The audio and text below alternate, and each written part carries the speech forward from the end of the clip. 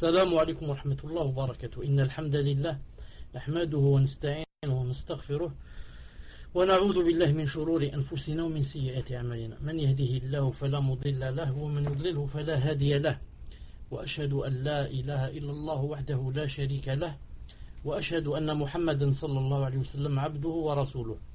يا أيها الذين آمنوا اتقوا الله حق تقاته ولا تموتن إلا وأنتم مسلمون. يا أيها الناس اتقوا ربكم الذي خلقكم من نفس واحدة وخلق منها زوجها وبث منهما رجالا كثيرا ونساء، واتقوا الله الذي تساءلون به والأرحام إن الله كان عليكم رقيبا. يا أيها الذين آمنوا اتقوا الله وقولوا قولا سديدا يصلح لكم أعمالكم ويغفر لكم ذنوبكم، ومن يطع الله ورسوله فقد فاز فوزا عظيما. ألا إن أصدق الكلام كلام الله، وخير الهدي هدي محمد صلى الله عليه وسلم، وشر الأمور محدثاتها، وكل محدثة بدعة، وكل بدعة ضلالة، وكل ضلالة في النار. حياكم الله جميعا en cette soirée du mercredi 1er d'Ul Hijja 1433 de l'Hégire, correspondant au 17 octobre 2012 bi'idhnillahi ta'ala. Donc Inch'Allah ta'ala, avec le troisième cours du livre Ainsi étaient nos pieux prédécesseurs. Aujourd'hui, Inch'Allah ta'ala, on va parler du mérite de la science. Du mérite de la science. Amr ibn al-Harith, alayhi rahmatullah, a dit: la noblesse est de deux types. La noblesse de la science et la noblesse du pouvoir. Et celle de la science est la plus noble des deux. Celle de la science, la noblesse de la science est la plus noble des deux. Abu Qilaba rahimahullah a dit: les savants sont comparables aux étoiles par lesquelles on se guide. Les savants sont comparables aux étoiles par lesquelles on se guide.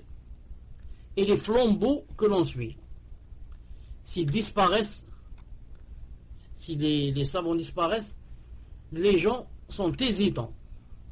Et s'ils les délaissent, ils s'égarent. S'ils délaissent les savants, ils s'égarent. D'ailleurs, Allah subhanahu wa ta'ala a bien dit: Ati'u Allah wa ati'u Rasul wa ulil amri minkum. Obéissez à Allah et obéissez à son messager et ulil amr. Ulil amr, les détenants du pouvoir et aussi les savants. Les deux. Ça rentre dans ce qu'on appelle en arabe ulul amr. Ulul amr. Le gouverneur musulman et les savants. Et celui qui ne suit pas les savants, comme vous savez, c'est impossible qu'il arrive. Non, c'est impossible qu'il arrive à bon port. C'est impossible. Comme il a dit ici, il a dit quoi? Il a dit: s'il les délaisse, il s'égare. Il s'égare.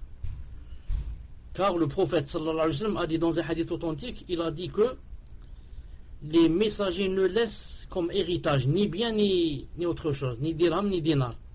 Il a dit: mais ils laissent quoi? Ils laissent la science. Il a dit: les savants sont les héritiers des messagers. Qu'est-ce qu'ils héritent d'eux? Ils héritent la science. Ils héritent la science. Non. Ensuite, tout ce que tu hérites peut s'exterminer. Peut, petit à petit, il s'en va. Mais la science, si tu l'apprends et que tu es sincère, ça restera avec toi, subhanallah al-azim, jusqu'à la dernière seconde où tu vas mourir. Parce qu'elle est là dans ton cœur, dans ta poitrine. Elle restera avec toi et te tient compagnie tout le temps jusqu'à ce que vienne l'ange de la mort pour prendre ton âme. Yahya ibn Kathir rahimahullah rapporte: on demanda à Sufyan Thawri: jusqu'à quand étudieras-tu le hadith? Jusqu'à quand tu vas étudier le hadith? Il répondit: qu'est-ce qui pourrait être meilleur pour moi que le hadith pour que je m'y rende? Tu me poses cette question? Qu'est-ce qui pourrait être mieux que le hadith pour que j'y arrête? C'est-à-dire que c'est une drôle de question. Non, c'est comme s'il lui dit: tu poses une drôle de question. Est-ce que tu connais toi quelque chose qui a mieux que le hadith pour que je m'y rende et que je doive m'arrêter? Shafi'i rahimahullah, qui ne connaît pas Shafi'i, rahimahullah, a dit la lecture du hadith est mieux que la prière surérogatoire. Il a dit la lecture du hadith est mieux que la prière érogatoire. Non. Pourquoi? Car lire le hadith, c'est apprendre quelque chose, c'est apprendre donc quelque chose de nouveau. C'est le prophète alayhi salam qui est en train de te parler. Car le prophète alayhi salam, en fait, il n'est pas mort. Il est mort de corps. Mais il est vivant avec sa sunna et son hadith. Quand je lis un hadith, c'est comme si, d'ailleurs c'est pas comme si, c'est en vérité. En vérité, quand on lit hadith, on imagine le prophète alayhi salam avec nous, ça. C'est comme ça que quand on lit hadith, on doit imaginer le prophète alayhi salam, il est avec moi, subhanallah al-azim, dans ma chambre, c'est-à-dire le livre, et il est en train de dire telle et telle chose, subhanallah al-azim. Il a dit c'est mieux que quoi, la prière surérogatoire. C'est mieux que la prière surérogatoire. Az-Zuhri rahimahullah a dit Allah n'est pas adoré par une chose meilleure que la science. Allah subhanahu wa ta'ala n'est pas adoré par une chose meilleure que la science. D'ailleurs même Bukhari rahimahullah, dans son Sahih, il a un chapitre qui s'appelle Al-ilmu qabl al-qawl wal-amal. Il a un chapitre, c'est-à-dire que la science précède quoi? Précède la parole et l'acte. La science précède la parole et l'acte. On ne peut parler en islam et encore moins faire quelque chose, faire un acte, si on n'a pas de science. Non. Contrairement aux juhal, etc., qui parlent et qui font des choses, ensuite ils viennent demander que dit l'islam de telle et telle chose. Normalement, on ne fait rien. Ni on ne parle, ni on ne fait quelque chose, une prière, ni rien, sans avoir d'abord la science. C'est pas on fait des choses et on adore Allah, ensuite on va dire est-ce que c'est vrai ce qu'on a fait ou est-ce que c'est faux, est-ce que c'est valide ou c'est pas valide. C'est pas comme ça, c'est le contraire. J'apprends, ensuite quoi? Ensuite j'applique. J'apprends, ensuite j'applique.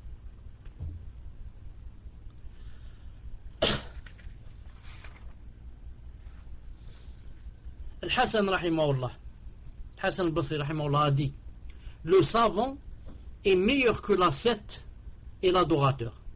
Le savant est meilleur que l'ascète et l'adorateur. L'ascète, vous savez, celui qui a décidé de quitter ce bas monde. Il vit par exemple enfermé dans une chambre, en train de dire subhanallah, alhamdoulilah, en train de prier, en train de ceci, de lire le Coran. Presque il a quitté, il a rompu les relations avec tout le monde. Seulement il vit pour Allah subhanahu wa ta'ala, un ascète. Et l'autre, l'adorateur. Le Hassan a dit le savant est meilleur que ces deux-là. Le savant est meilleur que ces deux-là. Ces deux-là, ils peuvent s'enfermer, etc., et faire plein de fautes. Ils peuvent avoir une aqida vraiment fausse. Et leur salat, elle peut être fausse. Pourquoi? Si elle n'est pas basée sur la science. Mais le savant, quand il dit une chose, ou bien il fait une chose, une ibada, une adoration, il l'a fait avec clairvoyance. Il l'a fait exactement comme le lui a demandé Allah subhanahu wa ta'ala ou son prophète sallallahu alayhi wa sallam. Et d'ailleurs, il y a un hadith authentique du prophète sallallahu alayhi wa sallam qui dit en ce sens, j'essaie de me rappeler le hadith, mais le hadith est authentique par Sheikh Al-Albani, il dit que l'avantage du savant sur l'adorateur, il a dit, c'est comme l'avantage de la lune sur les autres astres. Non. Est-ce qu'il y a un astre qui peut égaler la lune? C'est pas possible. La lune c'est la meilleure. Comme ça dit le prophète sallam. Il a dit la même chose. Non. Comme la lune, personne ne peut l'égaler des autres astres. Il a dit l'adorateur, le savant, non, personne ne peut l'égaler des adorateurs. Il a dit l'avantage du savant sur l'adorateur, c'est comme l'avantage de la lune sur les autres astres. Si on venait un peu à la pratique, regardez les gens, ou plutôt les sahaba radiyallahu ta'ala anhum, lorsque, au temps du prophète sallallahu alayhi wa sallam, quelqu'un s'est endormi, et avant de s'endormir, quelqu'un avait fait une chute, et il avait comme ça une plaie sur la tête, une plaie, presque même il y a un petit trou sur la tête, et il s'est endormi, et le matin quand il s'est réveillé, il a trouvé que il avait fait un rêve érotique. Il a demandé aux Sahaba, il leur a dit, c'est le moment de la prière, mais j'ai peur de prendre une douche. Il faut se laver parce qu'il a fait un rêve érotique. Il a dit, j'ai peur de prendre la douche, qu'il m'arrive quoi que ce soit. Est-ce que d'après vous, vous avez une permission qui me permet de faire le tayammum au lieu de me laver? Ils lui ont dit, non, on ne te trouve pas de permission. Il faut prendre la douche. Il a pris la douche et peu de temps après, il est mort.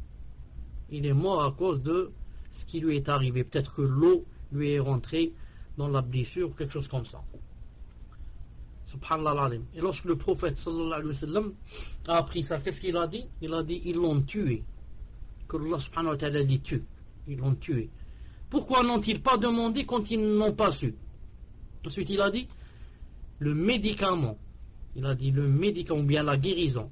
Il a dit, le médicament ou bien la guérison de l'ignorance. De l'ignorance, c'est la question. Le médicament de l'ignorance, c'est quoi? C'est la question. Donc, l'ignorance, c'est une maladie. La preuve, il lui a dit, il lui faut un médicament ou bien une guérison. Le médicament, c'est quoi? C'est de poser des questions. Donc, ceux-là, vous voyez ici, radiyallahu ta'ala, qu'est-ce qu'ils ont fait? Ils lui ont répondu, même s'ils ont fait un ijtihad. Mais, on parlait de... Donc on parlait de l'avantage du savant sur l'adorateur. Et comment que quelqu'un qui est ignorant, comment que il fait beaucoup plus de mal que de bien. Il fait beaucoup plus de mal que de bien. Surtout par exemple, ceux qui font la da'wa. J'étais à ce hadith. Donc j'avais dit que le prophète m'avait dit que le remède à l'ignorance, c'était quoi? C'était la question. Et il a appelé l'ignorance, il a appelé ici comme maladie. Il a dit le remède à la maladie, c'est quoi? Il a dit le remède à la maladie, c'est-à-dire donc la maladie de l'ignorance. Donc l'ignorance c'est une maladie. Et il faut se soigner de l'ignorance. C'est le moyen. Je voulais dire que celui qui est ignorant fait beaucoup plus de mal que de bien, surtout s'il va faire la da'wa. Il va faire la da'wa et quoi? Et étant ignorant, donc il va faire la da'wa à qui? La da'wa à ses passions, la da'wa à son jahl, la da'wa à ce qu'il croit lui que c'est l'islam, alors que c'est pas l'islam. Ça fait pas longtemps que je vois une vidéo de Tariq Ramadan. La vidéo c'était Tariq Ramadan avec qui? Avec Sarkozy. Sarkozy lui a dit, non, j'allais dire subhanallah, Sarkozy ne dit pas subhanallah, il lui a dit c'est étonnant, l'islam dit que il faut lapider la femme, donc toi Tariq Ramadan, donc toi tu es avec ceux qui lapident, et donc c'est monstrueux, c'est des choses comme ça. Vous m'entendez, musulman? Tariq Ramadan, qu'est-ce qu'il lui a dit? Il lui a dit non, justement, il faut penser à faire un moratoire, c'est-à-dire pour arrêter la lapidation, c'est-à-dire pour faire plaisir à Sarkozy. Il lui a dit on va voir justement, on pense comment on va faire un moratoire pour arrêter cette chose. J'ai dit a'udhu billah, subhanallah al-azim. Regardez comment qu'une personne peut être complexée et prête à faire un moratoire pour faire plaisir à M. Sarkozy, ou pour faire plaisir à un kafir. Donc il n'y a pas de solution, il faut lui dire que on va essayer comme il a dit lui, de se concerter avec je ne sais qui pour faire un moratoire. Et si jamais tu vas parler avec quelqu'un des adeptes ou des fans de ceux qui suivent Tariq Ramadan, ils vont te dire que Omar ibn Khattab radiyallahu ta'ala anhu a fait une fois un moratoire. Il a dit qu'une fois ils ont fait une bataille, et que c'était la pauvreté, il n'y avait pas à manger ou je ne sais pas quoi dans cette bataille, et quelqu'un des musulmans a volé, et que Omar ibn Khattab ne lui a pas coupé la main. Il a fait un moratoire, il a dit on ne coupe pas les mains quand il y a quoi, quand il y a la pauvreté, etc. Non. Disent voilà, donc il y a un délit. Donc Tariq Ramadan ici peut dire voilà, j'ai un délit. Nous, qu'est-ce qu'on lui répond? On lui répond par deux ou trois choses. La première, on dit que le prophète sallallahu alayhi wa sallam a dit dans un hadith authentique que dans toute nation il y avait des gens inspirés par Allah subhanahu wa ta'ala. Et s'il y a dans cette nation quelqu'un d'inspiré, c'est Omar ibn Khattab. Donc Omar ibn Khattab, s'il fait quelque chose, alhamdoulilah, il est inspiré. Et toi, Tariq Ramadan, tu es inspiré par Allah subhanahu wa ta'ala? Donne-nous une preuve que tu es inspiré. La deuxième, ça c'est la première. La deuxième, on dit que le prophète sallallahu alayhi wa sallam a dit dans un hadith authentique rapporté par Tirmidhi, authentifié par Sheikh Al-Albani dans Sahih Tirmidhi, que le prophète a dit s'il y avait un prophète après moi, ce serait Omar ibn Khattab. Donc Omar ibn Khattab, il a la thèse qu'il y a du prophète sallallahu alayhi wa sallam, que si jamais il y aurait un prophète après lui alors qu'il n'y en aura pas, ce sera Omar ibn Khattab. Tellement il a la science, tellement il est proche du caractère d'un prophète. Et toi, Tariq Ramadan, qui a vécu toute ta vie entre les kuffars et entre je ne sais qui, entre les femmes en mini-jupe, etc., qui viennent s'asseoir avec toi, est-ce que tu as ce statut-là qu'a donné le prophète à Omar? Et troisièmement, et ce troisièmement, normalement ce serait le premièrement, mais on va le dire en troisièmement, ma'alish. Troisièmement, Omar ibn Khattab, quand il n'a pas coupé la main, non, ce n'est pas parce qu'il a fait un moratoire, mais c'est parce qu'il y a un hadith authentique du prophète sallallahu alayhi wa sallam, authentifié aussi par Sheikh Al-Albani, où le prophète a dit qu'on ne coupait pas de main dans les batailles. La tuqta al-aydi fil ghazw, on ne coupe pas de main dans les batailles. Donc Omar ibn Khattab n'a rien fait, il n'a fait qu'appliquer le hadith du prophète qui dit qu'on ne coupe pas les mains dans les batailles. Donc c'est ni moratoire ni rien. Donc je voulais dire que quand quelqu'un parle avec ignorance, il peut faire des dégâts. Non. Regardez la preuve que quelqu'un, quand il parle par ignorance, il peut faire des dégâts. Vous connaissez tous le hadith authentique dans Bukhari Muslim, que quelqu'un avait tué 99 personnes et que il a demandé si quelqu'un pouvait lui montrer un savant pour voir c'est quoi son statut, comment faire. On lui a montré qui? On lui a montré un adorateur au lieu de lui montrer un savant. On lui a montré un adorateur. Il a demandé à cet adorateur, il lui a dit voilà, il y a quelqu'un, il ne lui a pas dit c'est moi, il a dit il y a quelqu'un qui a tué 99 âmes. Est-ce qu'il a droit au repentir? Est-ce qu'on lui pardonne? Il lui a dit non, jamais. 99 personnes tu as tué, jamais. Peut-être même qu'il lui a cité des textes, quelque chose comme ça. Alors qu'est-ce qu'il a fait? Il l'a tué lui aussi. Et ainsi, il a tué combien d'âmes? 100. Donc, qu'est-ce qu'on va apprendre de cette chose-là? On va apprendre que, regardez l'adorateur, quand il n'a pas de science, il a répondu de par ses passions, et non pas de par les textes, il s'est fait même attirer un grand malheur, lequel il s'est tué. Il s'est tué lui-même, c'est-à-dire, il a été la cause pour que la personne le tue. Donc regardez, l'ignorance peut attirer beaucoup de malheurs, entre autres, tu peux mourir à cause de l'ignorance. Les gens vont te tuer à cause de ton ignorance, par la. Ensuite, bien sûr, il a demandé s'il y avait un savant, lui a montré un savant, et il a dit au savant, il y a une personne qui a tué 100 personnes, est-ce qu'elle a de repentir? Le savant, qu'est-ce qu'il lui a dit? Il lui a dit, bien sûr. Et qui pourrait être une entrave entre toi et Allah Ta'ala? Qui pourrait être une entrave entre toi et le repentir? Masha'Allah, et il lui a montré comment faire le repentir, et il s'est repenti, et il est mort en cours de route, car il lui a conseillé d'aller vers un autre village ou une autre ville, car quand quelqu'un fait beaucoup de dégâts dans une ville, une petite ville, ou un petit village où il est connu, et il veut se repentir, c'est difficile. Même les gens vont parler de lui, ils vont dire c'est pas vrai, celui-là, c'est un hypocrite, c'est un faux dévot, on le connaissait, hier il a tué 99 personnes, et aujourd'hui il est là dans la mosquée, etc. C'est pas vrai, il ne faut pas le croire, c'est un hypocrite.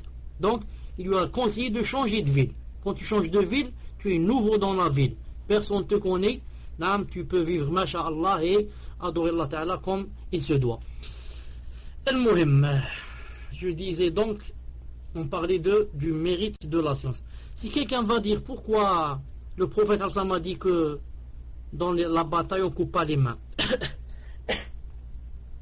Naam. Quand on est dans une bataille, il y a il y a l'adversaire qui est en face de toi, vous êtes en train de vous entretuer. Maintenant, si jamais l'un de tes soldats naam, a par exemple volé quelque chose du butin par exemple, ou de je ne sais qui, et tu vas lui couper la main, qu'est-ce qui va se passer? Il va se passer que il va dire, donc moi je suis venu faire le djihad et maintenant celui-là me coupe ma main, je vais aller de l'autre côté, je vais aller avec les kuffars. Non, je vais aller avec l'adversaire et je vais combattre celui-là qui veut me couper la main. Et c'est quelque chose que peut-être tout le monde ressent. Pas dire comment. Surtout si quelqu'un n'a pas de science, n'a pas d'ilm, nouveau dans l'islam, il va dire moi je reste pas avec ceux-là qui me coupent les mains. Moi je vais avec l'adversaire et peut-être qu'il va combattre contre les musulmans. Al-Muhim. Al-Mu'tamir ibn Sulayman rapporte, rahimahullah, il a dit, un homme dit à Abu Mujliz, qui était un savant, alors qu'ils étudiaient le fiqh et la sunna. Ce savant était en train d'étudier le fiqh et la sunna.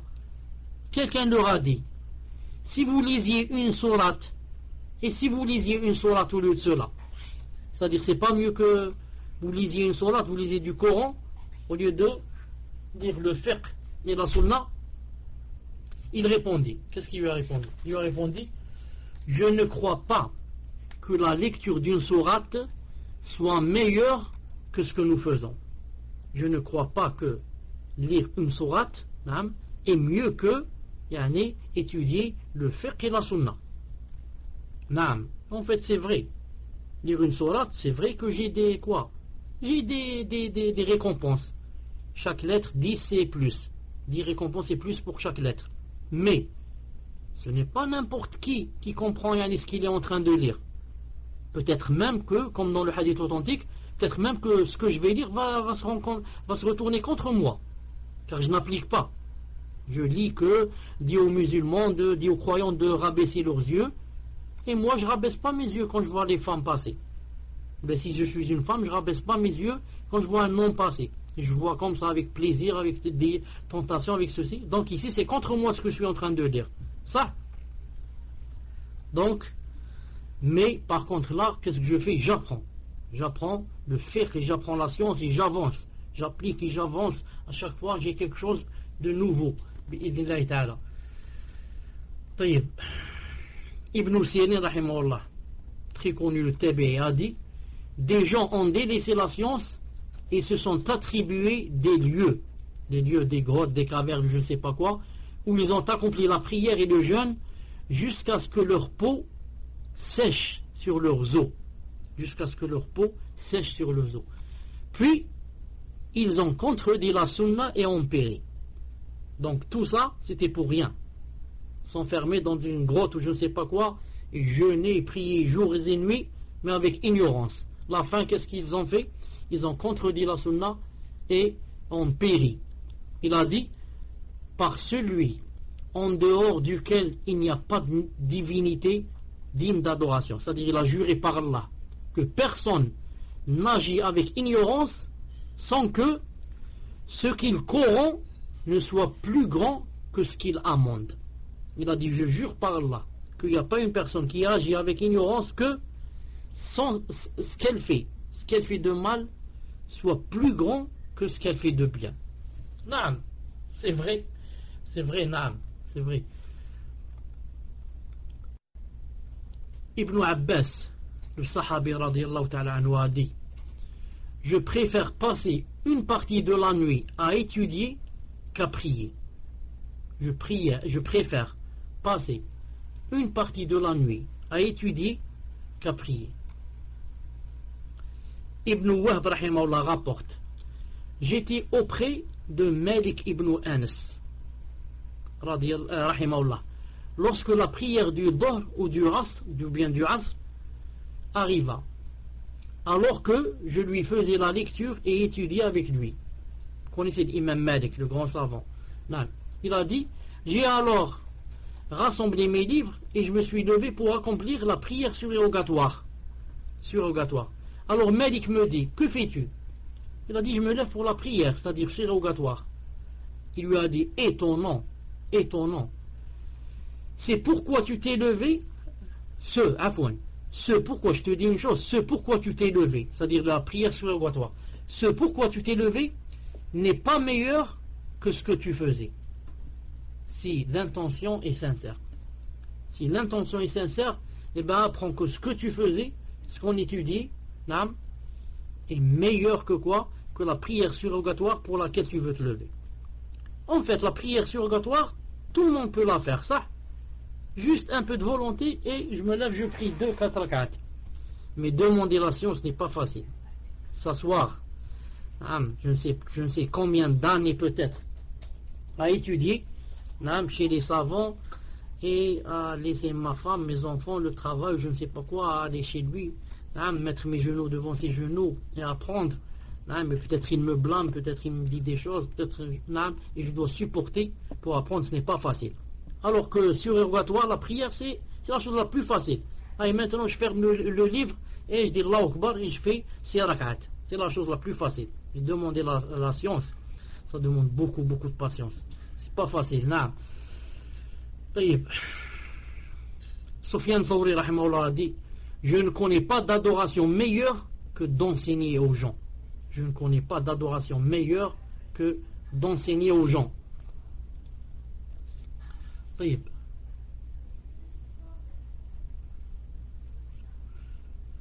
Al-Hassan al-Basri rahimahullah a dit, il a dit, une seule question de science que j'apprends m'est préférable à ce bas monde et tout ce qu'il contient. Hassan al-Basri rahimahullah a dit, je répète, une seule question de science que j'apprends m'est préférable à ce bas monde et tout ce qu'il contient. C'est pour ça qu'on rapporte que Ali ibn Abi Talib rahimahullah a dit, il a dit, je demande à Allah subhanahu wa ta'ala de ne pas me bénir un jour où je n'apprends pas quelque chose de nouveau dans la science. Puisse Allah ta'ala ne pas me bénir le jour où je n'apprends rien dans la science. C'est-à-dire je n'avance pas, je piétine, je reste sur place. Je patine. Patiner. C'est comme les roues de la voiture, elles rentrent dans la boue et les roues commencent à patiner. Tu restes sur place, tu appuies sur l'accélérateur, il n'y a rien. Tu es sur place. La personne qui n'apprend rien, la journée dans laquelle on n'apprend rien, dans cette journée on patine. On n'avance pas, on est sur place. Et si on commence à patiner beaucoup, on va commencer quoi? Même à aller marche arrière.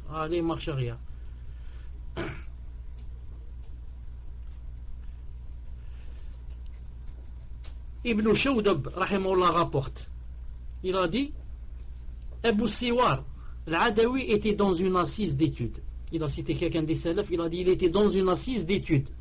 Lorsqu'un jeune qui était avec eux dit, avec ces personnes-là qui étaient en train de demander la science, un jeune alors a dit, dites Subhanallah walhamdulillah, dites gloire et louange à Allah. Il a dit à ceux-là qui étaient en train d'apprendre la science, il a dit, dites Subhanallah walhamdulillah, c'est-à-dire c'est mieux que qu'est-ce que vous faites là. Alors Abu Siwar se mit en colère, il lui dit, malheur à toi, faisions-nous autre chose que ce que tu dis, tu nous demandes de dire Subhanallah alhamdulillah, et nous on faisait autre chose. On faisait autre chose en apprenant la science. Qu'est-ce qu'on est en train de dire? Nous aussi, en apprenant la science, on est en train de louer Allah subhanahu wa ta'ala et de le glorifier. Et même mieux que toi en disant cette phrase. Car cette phrase, tout le monde peut la dire. Qui ne peut pas dire Subhanallah alhamdulillah? Alhamdulillah, Subhanallah, alhamdulillah, Subhanallah. C'est bien, on a des ajr, etc. Mais c'est mieux que celui qui demande la science. Dalil, la preuve. Tous les ignorants du monde peuvent dire Subhanallah, alhamdulillah. Mais est-ce qu'ils peuvent demander la science? Est-ce qu'ils peuvent devenir savants? Ils peuvent devenir des talibouines? Ils ne peuvent pas. Non.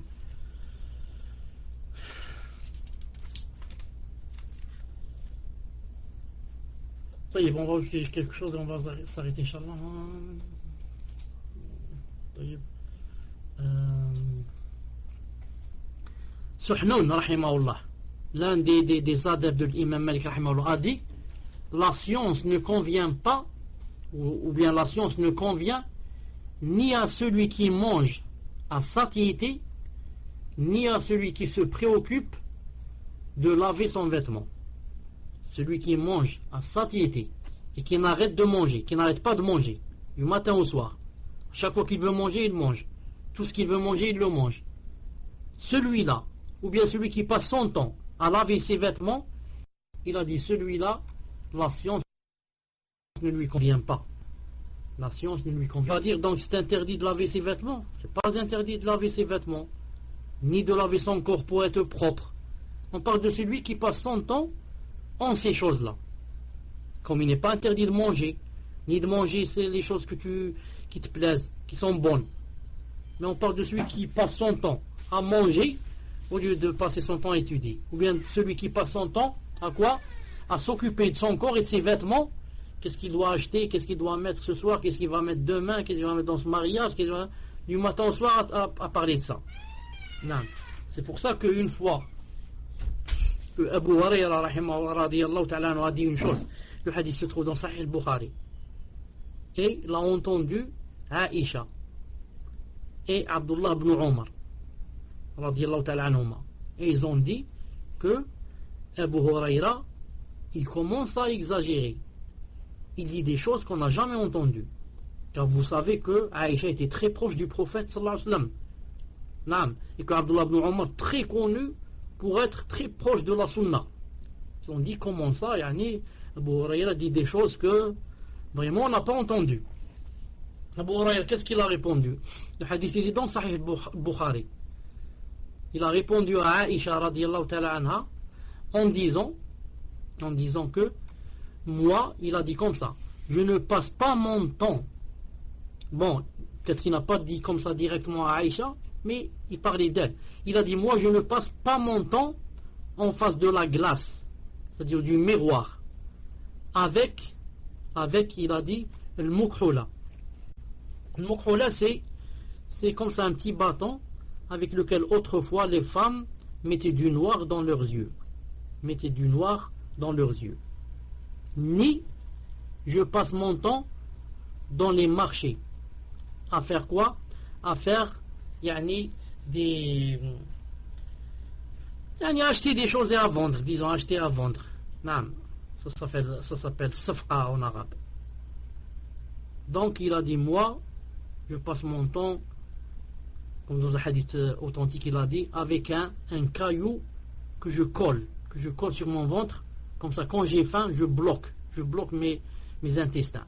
Je bloque mon ventre, comme ça il ne demande pas à manger, il y a un gros caillou sur mon ventre, et je suis tout le temps collé au prophète sallallahu alayhi wa sallam, que des fois ça lui arrivait de tomber par terre presque évanoui de faim. Voilà pourquoi il est devenu qui? Il est devenu l'un des grands rapporteurs du hadith, si ce n'est pas le plus grand parmi les sahaba radiyallahu ta'ala anhum. Naam. C'est pas d'un restaurant à l'autre. Donc je vais manger là, ensuite je vais là-bas, je vais acheter un sandwich, je vais ceci, cela, et il n'arrête pas de manger. Peut-être tu prends des heures à manger, alors que pendant ces heures-là, tu aurais appris je ne sais pas combien de choses dans ta vie. طيب.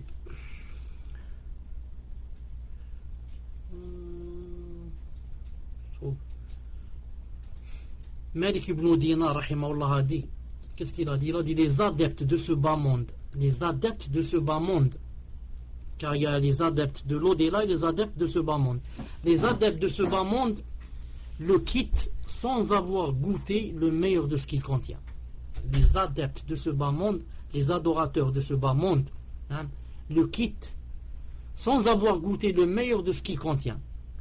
On lui demanda: que contient donc? C'est quoi le meilleur que contient ce bas monde? C'est quoi le meilleur? Il a dit: la connaissance, c'est-à-dire la connaissance d'Allah subhanahu wa ta'ala. naam, beaucoup de gens sont morts. Ils sont maintenant dans leur tombe sans avoir jamais pensé une fois, naam, à ce din. Encore moins à l'au-delà, ce qui les attend là-bas. Des milliards, je dis, pas des millions. Des milliards de gens sont morts et n'ont pas connu Allah subhanahu wa ta'ala. Et nous, alhamdoulilah, Allah subhanahu wa ta'ala nous a donné cette grâce, cette grande grâce de quoi? Qu'il t'ait permis de le connaître. Qu'il t'ait permis de le connaître. Et a fait de toi un musulman qui l'adore. Un musulman qui l'adore. Imagine, qui es-tu toi? Toi et moi, bien sûr. Qui sommes-nous? Qui sommes-nous? Pourquoi Allah Ta'ala nous a choisi pour que il ait fait rentrer cette lumière dans nos cœurs? Pourquoi cette grâce, ce fadl, cette faveur? Pourquoi on n'est pas mort comme les autres? Surtout ceux qui, d'entre nous, ceux qui étaient dans l'autre côté de la plaque. Ceux qui étaient vraiment dans l'autre côté, ceux qui étaient dans les grands péchés, dans l'alcool et dans la drogue et dans. Non. Pourquoi on n'est pas mort dans l'autre côté? N'est-ce pas vraiment une grande faveur que Allah Ta'ala nous ait guidés? Alhamdulillah, alladhi hadana li hada wa ma kunna linahtadiya lawla an hadana Allah. Donc, c'est une faveur à laquelle il faut remercier Allah subhanahu wa ta'ala jours et nuits. On connaît chacun connaît de nous des dizaines de personnes, si ce n'est pas des centaines, qui sont mortes avec l'alcool dans le ventre, qui sont mortes dans la zina, qui sont mortes avec la drogue, ils se sont piqués, ils sont morts. Des dizaines, des centaines. Ils sont maintenant dans leur tombe avec le ventre et l'estomac plein d'alcool et plein de drogue et je ne sais pas quoi. Et toi, alhamdoulilah, Allah subhanahu wa ta'ala t'a guidé. Tu pries, tu appliques, tu jeûnes, tu ceci, tu cela, tout sur le marché, tu apprends ton din et tu voudrais avancer. Masha'Allah, la quwwata illa billah. On demande à Allah subhanahu wa ta'ala de raffermir nos cœurs,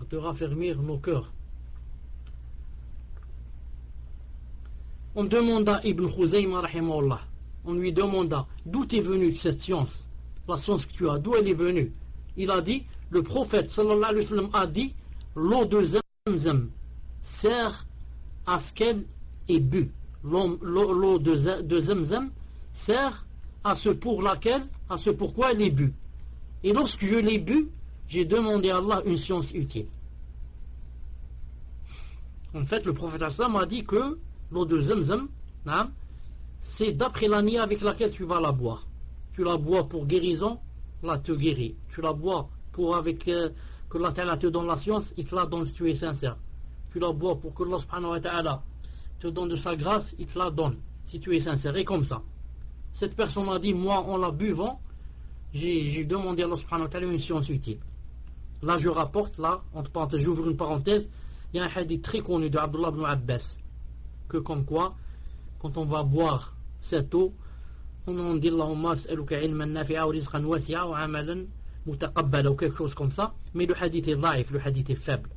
C'est pour ça que l'avis le plus juste, c'est que quand on boit cette eau, la niya, si on demande à Allah Ta'ala des choses, c'est au niveau du cœur. C'est-à-dire il n'y a pas des doigts comme ça qu'on dit en bougeant les lèvres, mais avec ce que tu as dans le cœur comme niya, pourquoi tu veux boire cette eau. Donc fais la niya dans le cœur et bois-la bi'idhnillahi ta'ala. Plutôt c'est lui qui a dit dont on ait besoin sans que cela ne se trouve dans le Coran et la Sunna. On lui demanda, est-il possible de connaître tout cela? Il répondit oui. C'est-à-dire le Bukhari a dit, il n'y a rien dont la personne n'ait besoin sans qu'elle ne se trouve dans le Coran et de la Sunna. C'est vrai, Allah Ta'ala dit dans le Coran, il a dit, je n'ai rien laissé dans le Coran sans qu'il n'y s'y trouve.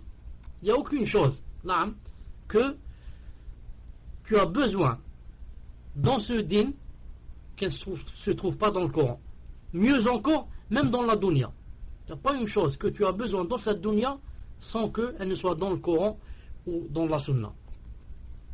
D'ailleurs, même Allah subhanahu wa ta'ala a dit dans le Coran, Parce que quelqu'un a dit une fois, c'est un savant. Je crois que c'est Abdullah ibn Abbas, je crois, c'est un savant. On lui, ou bien Abdullah ibn Mas'oud, ou bien l'un des salafs. On lui a dit que tu dis que tout ce qu'il y a yani, dans cette vie ou là, il y a dans le Coran, il a dit oui. Non. Même les exemples qu'il y a, les paraboles qu'il y a chez les Arabes, etc., il a dit ça se trouve dans le Coran. Il a cité le verset qui dit, un verset où Allah subhanahu wa ta'ala a dit, ils ne t'apporteront aucune parabole sans que nous ne t'apportions la vérité avec la meilleure interprétation. C'est-à-dire en arabe, وَلَا يَأْتُونَكَ بِمَثَلٍ إِلَّا جِئْنَكَ بِالْحَقِّ. Ils ne t'apporteront aucune parabole sans que nous t'apportions la vérité avec la meilleure interprétation. C'est pour ça que, par exemple, parler, il l'a renié. Pourquoi? Parce qu'il ne connaît pas la chose. Non, c'est comme quelqu'un, par exemple, qui ne connaît pas l'islam, il va dire c'est quoi cet islam? Non, il le renie, il le dément.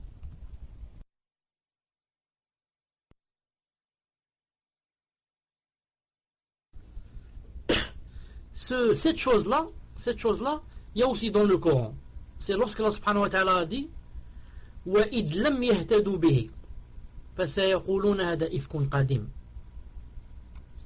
Non, Allah subhanahu wa ta'ala a dit que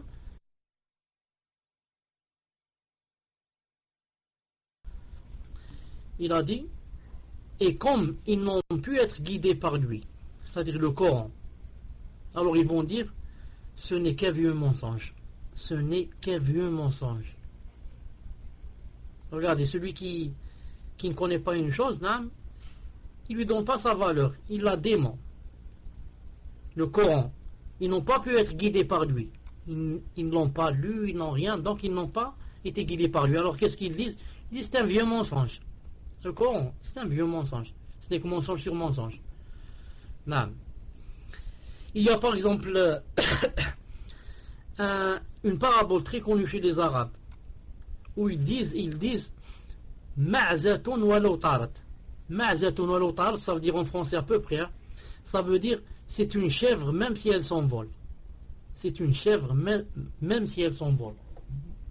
Qu'est-ce que ça veut dire ça, c'est une chèvre même si elle s'envole? On parle d'une personne qui a, comme on dit, la tête dure. Tu lui montres la chose, elle est noire, il te dit non, elle est blanche. Tu lui dis regarde, tu vois bien qu'elle est noire. Il te dit non, elle est blanche. Subhanallah, il a la tête dure.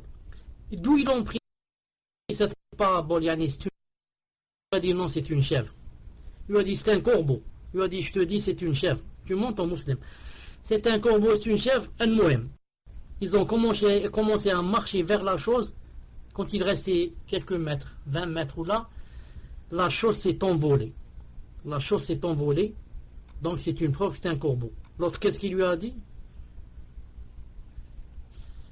Taïb, je répète à partir de quoi? Muslim, dis-moi d'où je répète pour que je sache. D'où vient la parabole?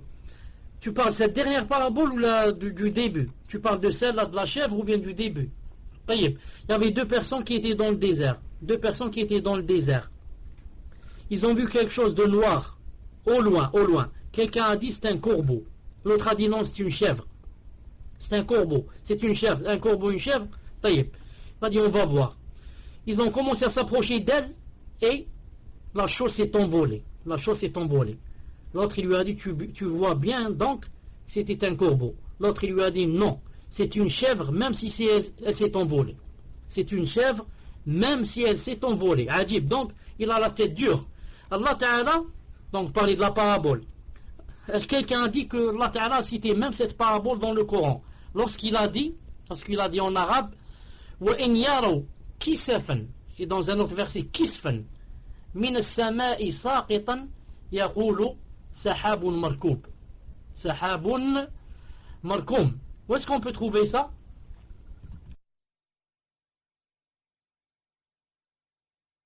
Regardez ce verset où Allah Ta'ala a dit et s'ils voient tomber des fragments du ciel, ils disent ce sont des nuages superposés. C'est à peu près la même parabole. Des fragments qui tombent, des rochers qui tombent du ciel. Il y a aussi une autre parabole très connue chez les Arabes qui disent que celui qui celui qui creuse un trou pour son frère, il tombe dedans. Celui qui creuse un trou pour son frère, il tombe dedans. C'est-à-dire que, en ce sens que celui qui fait une ruse ou là un stratagème à son frère, c'est lui qui tombe dedans. Ça aussi c'est cité à peu près dans le Coran où Allah subhanahu wa ta'ala a dit وَلَا يَحِيقُ الْمَكْرُ السَّيِّئُ إِلَّا بِأَهْلِهِ وَلَا يَحِيقُ الْمَكْرُ السَّيِّئُ إِلَّا بِأَهْلِهِ. À peu près ça donne ça en français.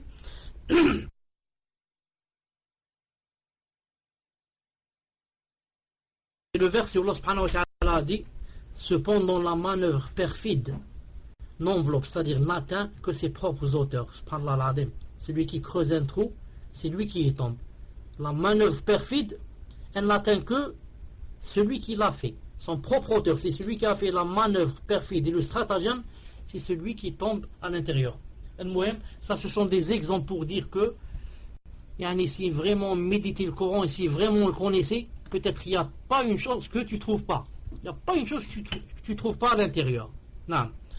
Donc, Inch'Allah Ta'ala, on va s'arrêter ici et préparer, Inch'Allah Ta'ala, vos questions.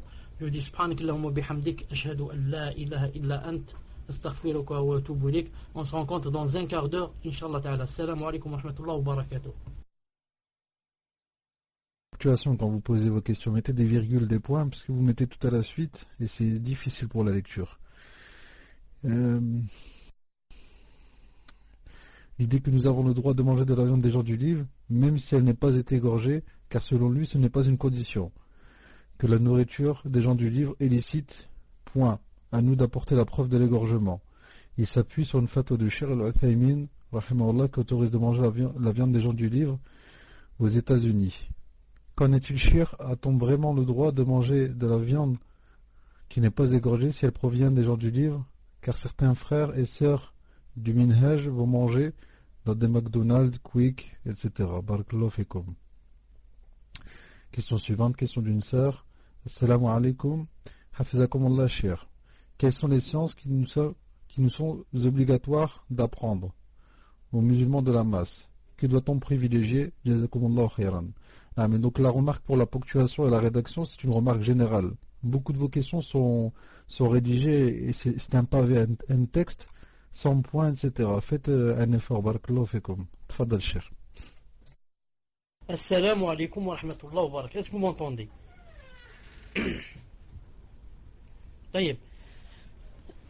Je commence Allah Ta'ala par le hadith, le fameux hadith du Bukhari que le frère avait demandé sur les tapis moelleux, etc. Que j'ai bien cherché, je ne l'ai pas trouvé. Je sais qu'il existe, mais je ne sais pas où il est. J'ai bien cherché, je ne l'ai pas trouvé. J'ai cherché sous le hadith numéro 5930, il n'y a pas. Ensuite j'ai renversé, j'ai dit 5390, il n'y a pas aussi. Donc même moi je l'ai lu, mais je ne sais pas où il est. Donc si le frère Inch'Allah Ta'ala peut le ramener en arabe, Inch'Allah Ta'ala. Taïb. Ensuite, pour les questions d'aujourd'hui, Inch'Allah Ta'ala. Donc, le premier hadith pour le hadith de Abu Dhar. Sache qu'apprendre un verset du Coran est meilleur pour toi que de prier sans rak'at. Ce hadith n'est pas authentique. Taïb. Pour la deuxième question. Il y a un frère dont les gens prennent la science, il a étudié en Arabie Saoudite, mais pas avec des chouyours, en assistant des assises ou l'alm. Il n'a pas de tazkiya, il ne se considère pas comme talibou'in, mais si on lui pose une question, il répond. Et il propage l'idée que nous avons le droit de manger de la viande des gens du livre, même si elle n'est pas égorgée, car d'après lui, ce n'est pas une condition. Al-Muhim. Est-ce que vous m'entendez, musulman?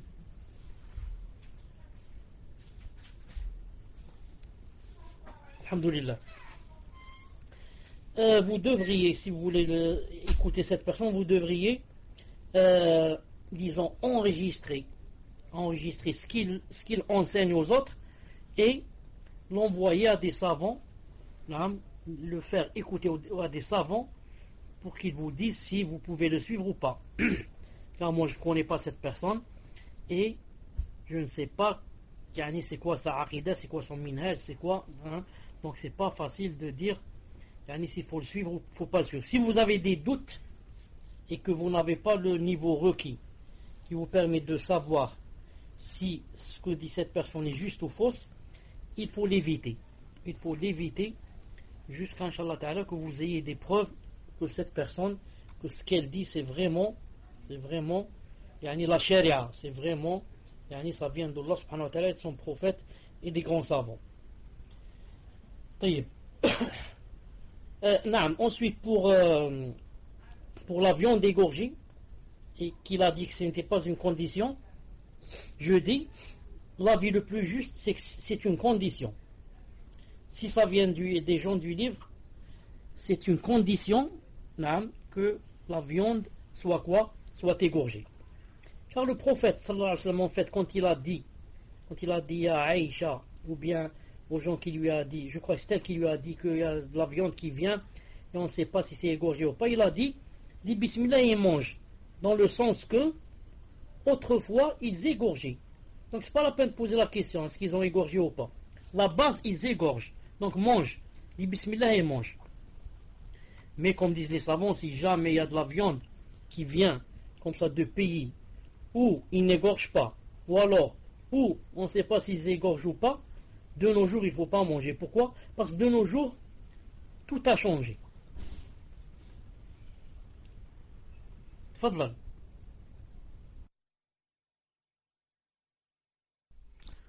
Non, c'est concernant la réponse que vous êtes en train d'apporter à la question. Moi, ce qui m'étonne chez les personnes qui argumentent sur le fait qu'on peut manger la viande des gens du livre et qui disent qu'on peut aller manger à McDonald's, Quick, etc., qui leur a dit que McDonald's ou la Quick ou les autres restaurants, qui leur a dit que c'était des croyants, les personnes qui tiennent ces restaurants. Déjà, la base, quelle est la preuve que ces personnes-là se considèrent comme chrétiens ou la juif? C'est pour ça que je ne comprends pas leur déduction qui est faite sur le fait qu'on peut manger la viande des gens du livre. Tfadal, cher.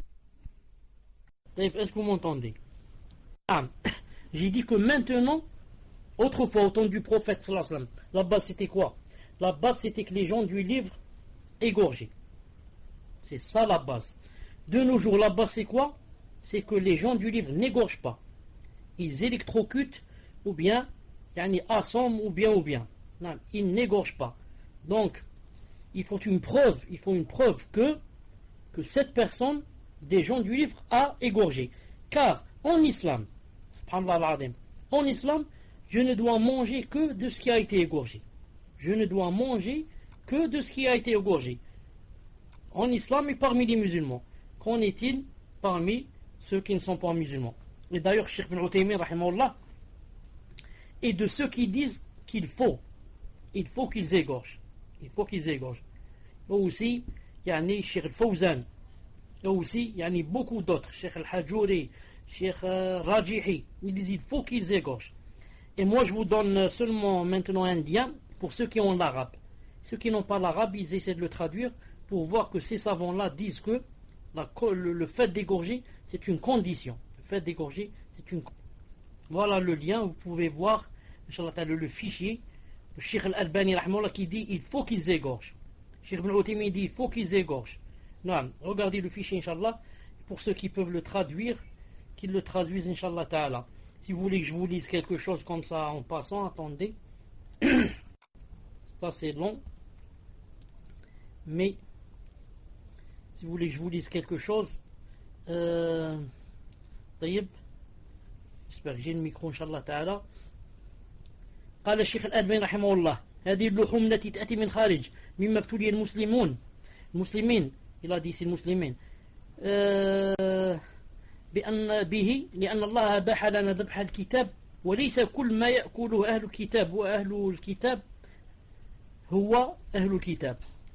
قال الله تعالى فيهم طعام الذين أوتوا الكتاب حل لكم وطعامهم حل لهم. ويقول العلماء تفسير في هذه الآية وطعام الذين أوتوا الكتاب أي ذبائح الذين أوتوا الكتاب وليس معناه مطعومهم. Cheikh Al-Albani a dit que le verset qui dit que vous pouvez manger ce que de la nourriture des gens du livre, il a dit la nourriture ici, ce qu'ils ont égorgé. pas n'importe quelle nourriture. لأنهم كما ذكرنا يأكلون ما حرم الله. Il a dit parce qu'ils mangent des choses qui sont haram. فإذا ذبحوا الكتاب ما يحل عندنا أولا على الطريقة. Il a dit si les gens du livre égorgent, et ce qui est permis chez nous, pas le porc, et d'après tariqa l'islamia, comme égorge les musulmans, il a dit حينئذ يجوز. Dans ce cas-là, on peut manger. On peut manger ce qu'ils ont égorgé. ومن المعلوم اليوم أن الكفار لا يذبحون على الطريقة الإسلامية. Et ce qui est connu aujourd'hui, dit le cheikh, c'est que les kuffars n'égorgent pas de la façon islamique. وإنما يقتلون قتلا, mais ils tuent. Parce que il a dit parce qu'il a لأن الذبح على الطريقة الإسلامية يأخذ وقتا طويلا. Il a dit parce que le fait d'égorger, d'après la charia, ça prend beaucoup de temps. Et etc. Donc il a dit que, conclusion, que pour manger il faudrait qu'ils égorgent.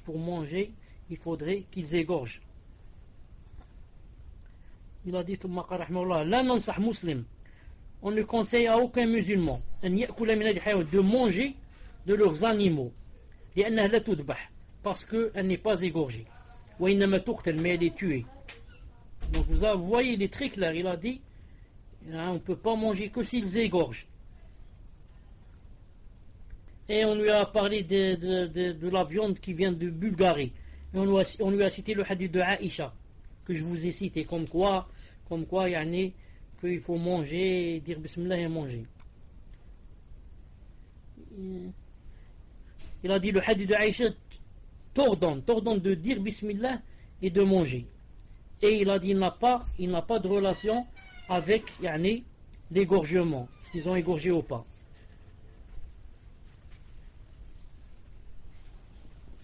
Est-ce que ça a été égorgé ou pas? Il a dit ça c'est autre chose.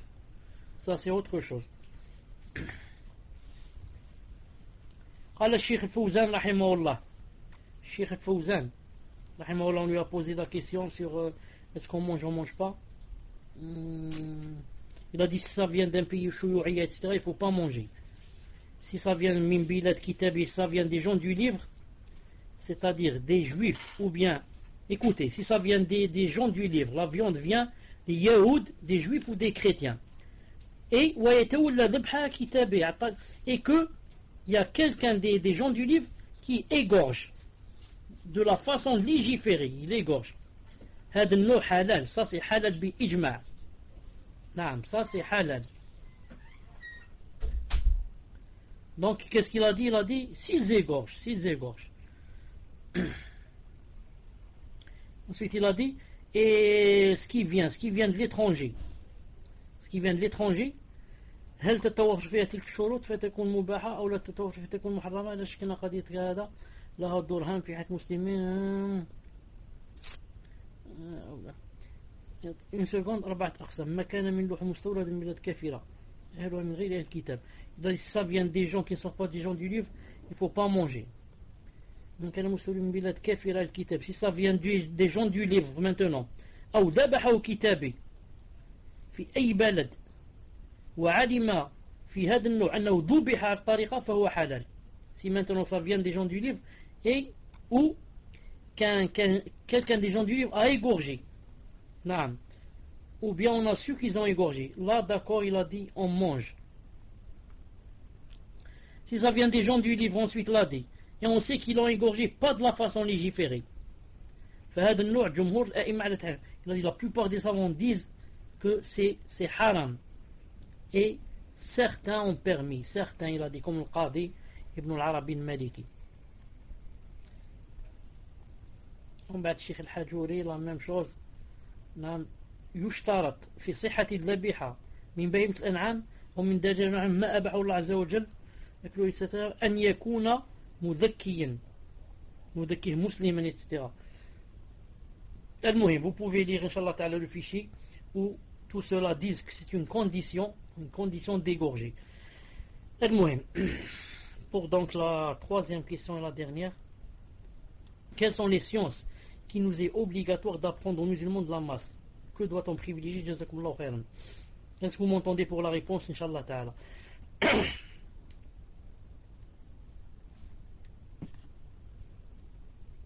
Muslim, est-ce que vous m'entendez? Je ne suis pas connecté, Allahu A'lam. Alhamdulillah. Donc, quelles sont les sciences que tout le monde doit connaître et que personne ne doit ignorer? C'est premièrement d'abord connaître la aqida, car tu peux prier 20 ans ou 30 ans mais mourir dans le shirk. Prier 20 ou 30 ans ou 40 ans de prière, mais quand tu n'as pas d'enfant, tu vas chez le tombeau de quelqu'un et tu prends c'est pas du couscous ou des bonbons et ça, et tu les distribues là-bas et tu demandes à celui qui est dans le tombeau de te donner des enfants. Ou tu lui demandes qu'il demande à Allah Ta'ala de te donner des enfants. Mouhim. Bid'a ou shirk, les deux. Donc, à quoi ça t'a servi ta prière? Donc, la chose la plus importante, c'est l'aqida. Allah Ta'ala n'a envoyé des messagers que pour qu'ils montrent aux gens la aqida, pour qu'ils l'adorent, pour qu'ils adorent Allah Subhanahu wa Ta'ala. Ensuite, il faut apprendre les choses qu'on fait quotidiennement, comme par exemple la salat. La salat, on la fait 5 fois par jour. C'est très important de connaître la salat, de connaître avant cela les ablutions aussi, puisque ça a rapport avec la salat. Naam. Connaître toute chose. Ensuite, bon, j'ai commencé par la aqidah, ensuite j'ai dit on apprend le fiqh, ce qui est de plus important, la salat. Maintenant, si on est commerçant, on apprend le fiqh du commerce. Si on veut se marier, on apprend ce qui a rapport avec le mariage. Si on va aller au hajj, on apprend ce qui a rapport avec le hajj.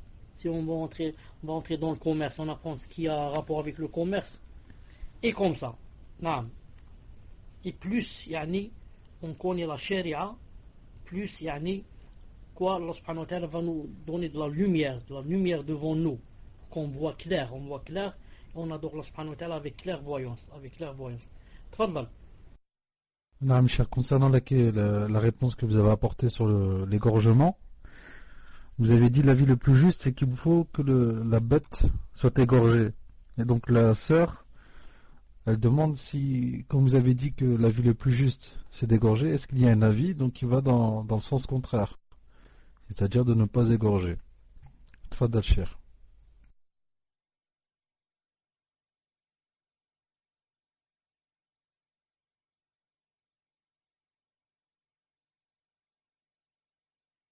Naam. Vous voyez, vous avez remarqué maintenant que Cheikh Al-Fawzan, quand il a dit qu'il fallait égorger, il a dit que c'était l'avis de la plupart des savants, contrairement à certains. Comme par exemple, il a cité Ibn al-Arabi. Il a dit Ibn al-Arabi al-Maliki, l'un des grands savants d'autrefois, des Malikites. Il a dit par exemple, l'essentiel c'est de manger de leur viande. Muhim, je ne suis pas obligé de parler. Muhim, c'est quelqu'un des gens du livre. Mais nous on va se baser sur le hadith du prophète sallallahu alayhi wa sallam qui dit quoi? Il dit que le légiféré est clair, halal bayin, ou le haram bayin, l'illicite, le licite est clair et l'illicite est clair. Et entre les deux, il y a quoi? Il y a des ambiguïtés. Il y a des choses qui on ne sait pas si c'est halal et si c'est haram.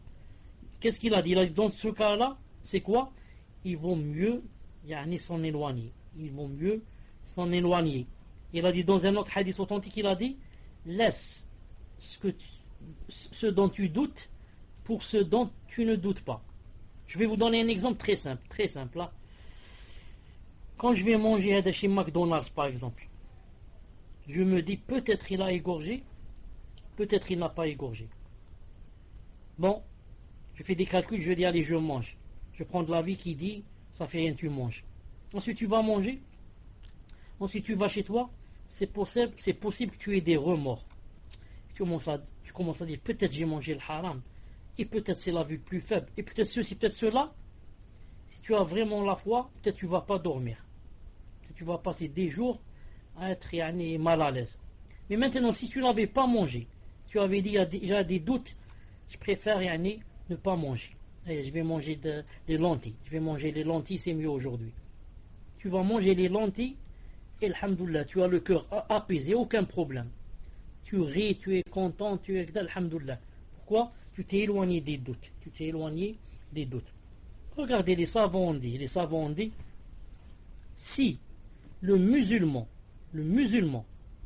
écoutez bien ce que je dis, le musulman c'est obligé qu'il quoi? Qu'il égorge.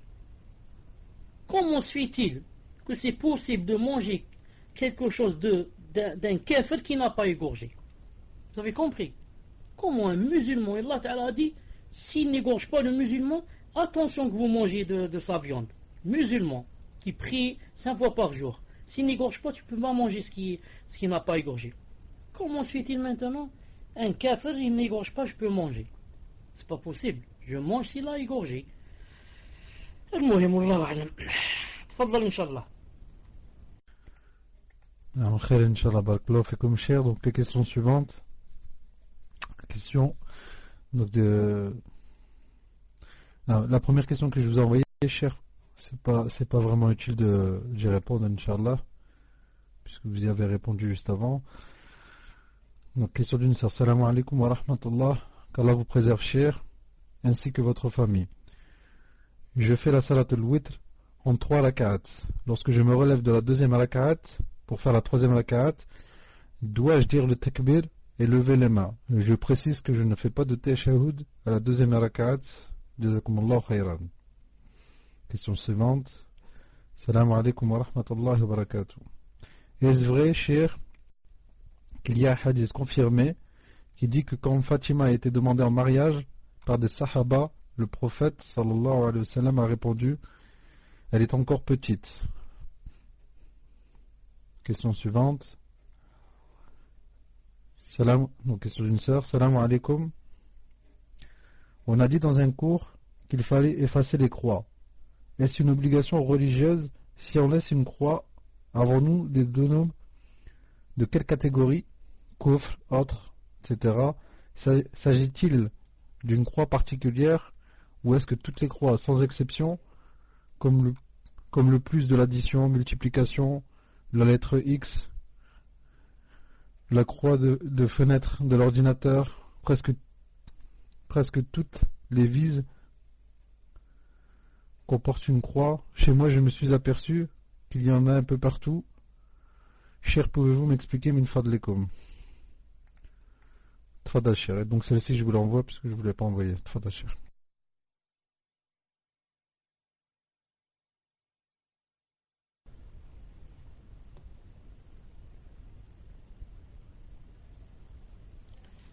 Donc, Inch'Allah, pour la première question, c'était quoi? L'étudiant en sciences religieuses, débutant, doit-il commencer par mémoriser le Coran ou étudier son tafsir, ou bien par mémoriser les livres Aqida, al-Mutun al-Aqida, étudier leur sharh?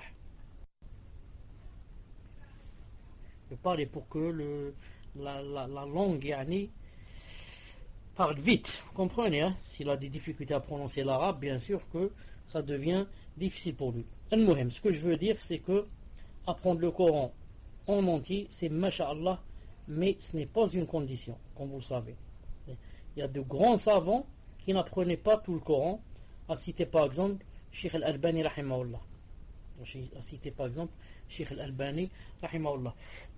Al-Muhim, et beaucoup de sahaba qui ne connaissaient pas tout le Coran par cœur. Al-Muhim, c'est de connaître par exemple les sourates avec lesquelles on prie, et de connaître les versets qui ont rapport avec la législation dans la charia, les versets du zawaj, les versets du wasmo, quand quelqu'un vole, qu'est-ce qu'on lui fait, quand il fornique, qu'est-ce qu'on lui fait, et ceci, les versets qui parlent de l'interdiction de telle chose, l'interdiction de la médisance, ceci, cela, non, ce qui a rapport avec la charia, l'akhlaq, etc. Ensuite, non, parallèlement, quand j'apprends des choses, j'apprends des sourates, etc. du Coran, parallèlement, je suis en train d'apprendre des moutons de la Aqidah, par exemple. Non, des moutons de la Aqidah, comme on dit ici dans la question. Même des moutons dans le fiqh, des moutons dans le hadith, et comme ça. Mais on ne peut pas, par exemple, de nos jours, dire je vais me réserver seulement au Coran, hein, mais je vais m'enfermer pour apprendre le Coran, et je ne vais rien apprendre d'autre. Car tu ne sais pas, peut-être que d'ici demain, la personne va mourir, elle n'a rien appris. Elle connaît comme ça des versets Masha'Allah, elle a des récompenses, mais elle ne connaît rien dans la charia. Elle connaît rien dans la charia, elle fait beaucoup de choses fausses. Elle fait beaucoup de choses fausses. Non. Donc pour celui qui va apprendre le Coran, qu'il l'apprenne, Inch'Allah Ta'ala, parallèlement avec d'autres ilms, Inch'Allah Ta'ala. Je fais la salat 8 en 3 rak'at. Lorsque je me relève à la deuxième rak'at pour faire la troisième rak'at, je dois dire le takbir et lever les mains. Je précise que je ne fais pas le teshuah à la deuxième rak'at.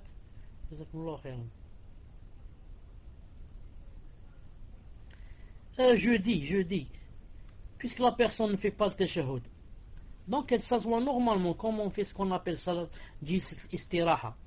Elle s'assoit un peu et elle dit Allahu Akbar et elle se relève. Lever les mains avec ou ne pas lever, c'est permis. Les deux sont permis. Elle lève les mains en disant Allahu Akbar, et c'est ce qu'elle doit faire le plus, c'est-à-dire ne pas lever les mains ici. Mais si de temps en temps elle lève les mains, il y a une sunna du prophète en ce sens. Est-ce vrai qu'il y a un hadith confirmé qui dit que quand Fatima a été demandée au mariage, le prophète a répondu elle est encore petite, dans le sens de jeune. Les matelas moelleux, attend la réponse. Donc la personne n'était pas là quand j'ai parlé tout à l'heure des matelas moelleux et que j'ai dit que j'ai bien cherché et j'ai pas trouvé.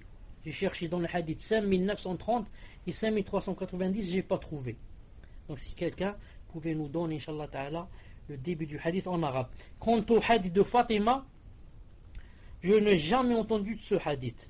Non, je ne sais pas s'il y a un hadith pareil, car ce que j'ai lu dans le mariage et dans les livres qui parlent de mariage et qui parlent des sahaba, jamais ils n'ont cité que le prophète a dit cette chose. Jamais ils n'ont cité que le prophète a dit cette chose.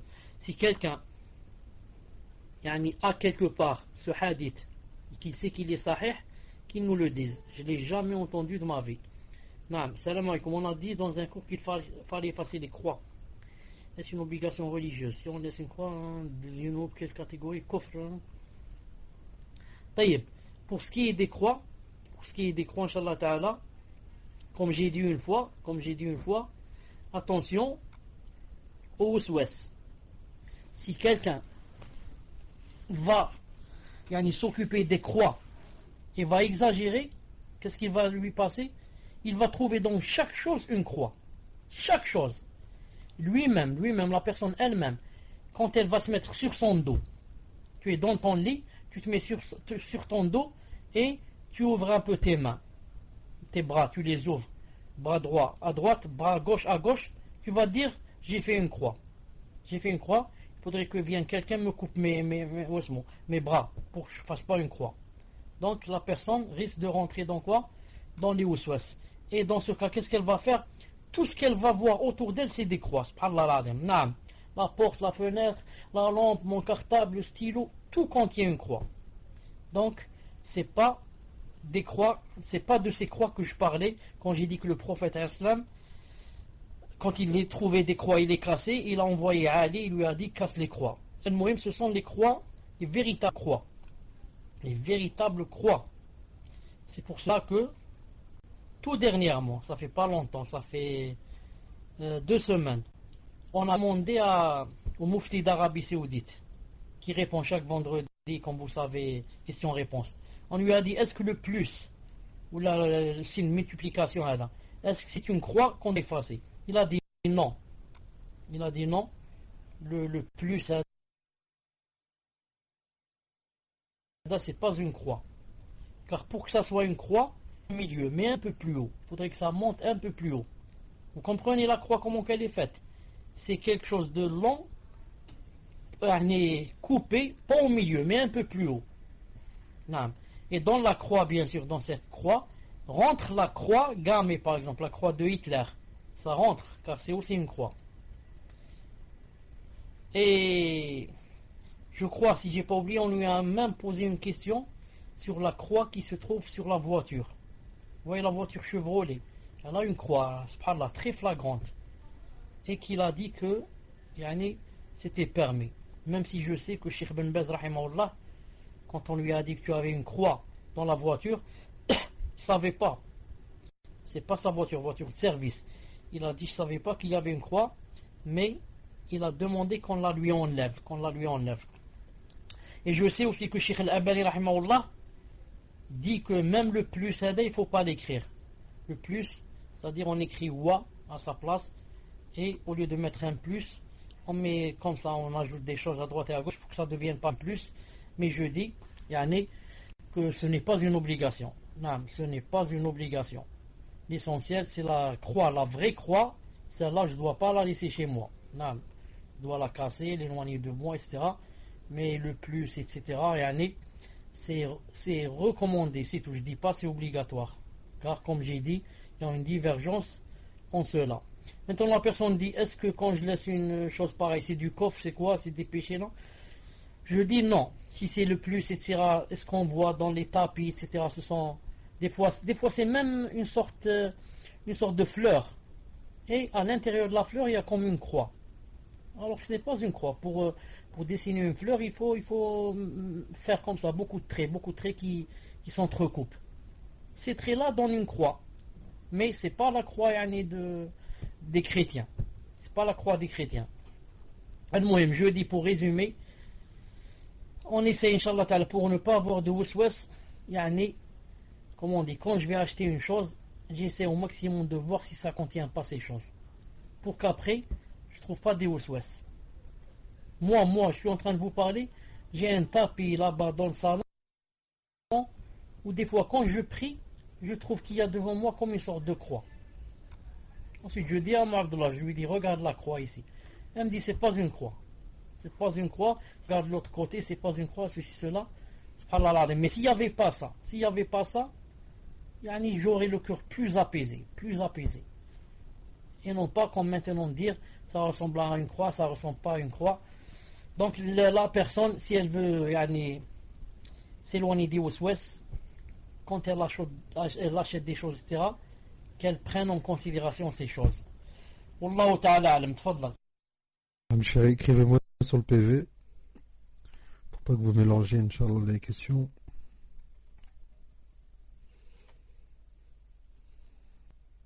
Faudra cher. Non, envoie-moi le PV, je l'ai plus. Non, cher. Donc, question suivante, question d'un frère. Salam alaikum wa rahmatullahi wa barakatuh. Dans Sifat Salat al-Nabi, Cheikh Al-Albani rahimahullah dit que la sunna est de réciter des sourates, donc tout le temps, dans les 2 dernières rak'at, exemple dans Dhuhr, Asr, Maghrib et Isha, et que de temps en temps, ne pas réciter. Et dans le Sharh de Riyad Salihin de Cheikh Al-Uthaymin rahimahullah, il nous dit que la sunna et de réciter des sourates dans les 2 dernières rak'at que de temps en temps, c'est-à-dire de jamais en réciter, et de temps en temps, parfois on en récite. Donc les 2 avis sont opposés. Quel avis prendre? Quel est le plus juste? Barakallahu fikum. Donc pour le reste, je t'enverrai en PV, Inch'Allah. Question suivante, question d'un frère. Salam alaikum, Sheikhana. Doit-on refaire les ablutions si on a l'impression d'avoir eu un gaz, s'il n'y a pas eu de bruit ni d'odeur, mais avoir quand même la certitude que quelque chose, même de petit, est sorti?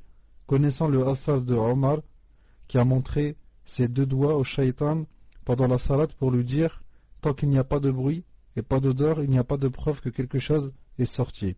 Barakallahu fikum de m'éclairer, cher. Question d'une sœur. Salam alaikum wa rahmatullahi wa barakatuh. Je suis converti depuis peu, alhamdulillah.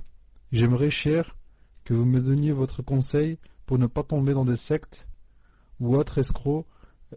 À qui puis-je faire confiance, car j'ai entendu parler des soufis, salafis et d'autres. Merci, cher. Barakallahu fikum. Tfadal, cher. Non, pour la première question, Inch'Allah Ta'ala, vous m'entendez? C'est vrai, ce qu'a dit Cheikh Ben Uthaymin rahimahullah, d'après lui, qu'il fallait lire quand il priait, al-Dhuhr, dans les 2 rak'at, les deux de la fin, il lisait des sourates dans les 2 dernières. Et presque l'équivalent, je crois, presque il a dit de 15 rak'at. 15 versets. et que dans l'Asr il faisait la moitié. Dans les deux dernières il disait à peu près comme 7-7, quelque chose comme ça. Le hadith il est dans Sahih Muslim. Je veux dire par là, si quelqu'un lit dans les deux premières rak'at de Dhuhr et dans les deux dernières, ainsi que dans les deux premières rak'at de Asr et dans les deux dernières, je veux dire il dit, c'est-à-dire après le Fatiha, que cela se fait et que le prophète alayhi salam l'a fait. Mais en même temps, que s'il veut prendre ce qu'on fait, ce qu'on dit la plupart des savants et la plupart de la Ummah Islamiyya, c'est que qu'il fasse ces choses-là de temps en temps. Car la plupart des savants disent que dans les deux dernières rak'at, il se suffit à la Fatiha. Il se suffit à la Fatiha. C'est l'avis de la plupart des savants et de la Ummah Islamiyya. Et c'est pourquoi c'est l'avis de Cheikh Ibn Uthaymin rahimahullah. Mais je dis, s'il le fait de temps en temps, ça se fait bi'idhna ta'ala, en même temps pour faire revivifier la sunna bi'idhna ta'ala. D'ailleurs, je vais voir la deuxième question, inshallah ta'ala. Pour la deuxième question, pour la personne qui sent que il y a comme quelque chose qui est sorti d'elle.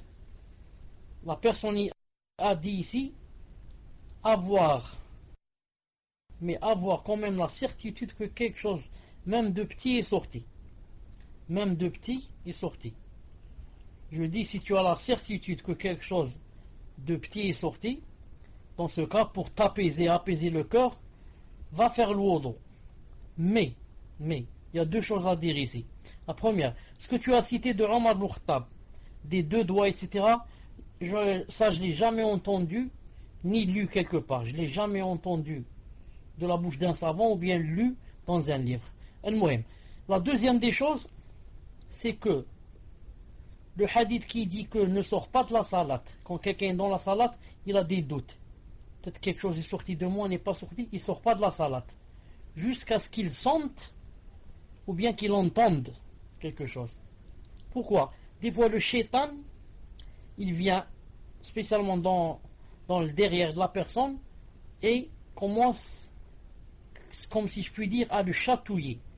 À chatouiller dans ses parties intimes, comme quoi pour lui faire croire que quelque chose est sorti. Dans ce cas, il ne quitte pas la salat. Il ne quitte pas. Il doit continuer. Pourquoi? Qu'ils disent ça vient du shaitan.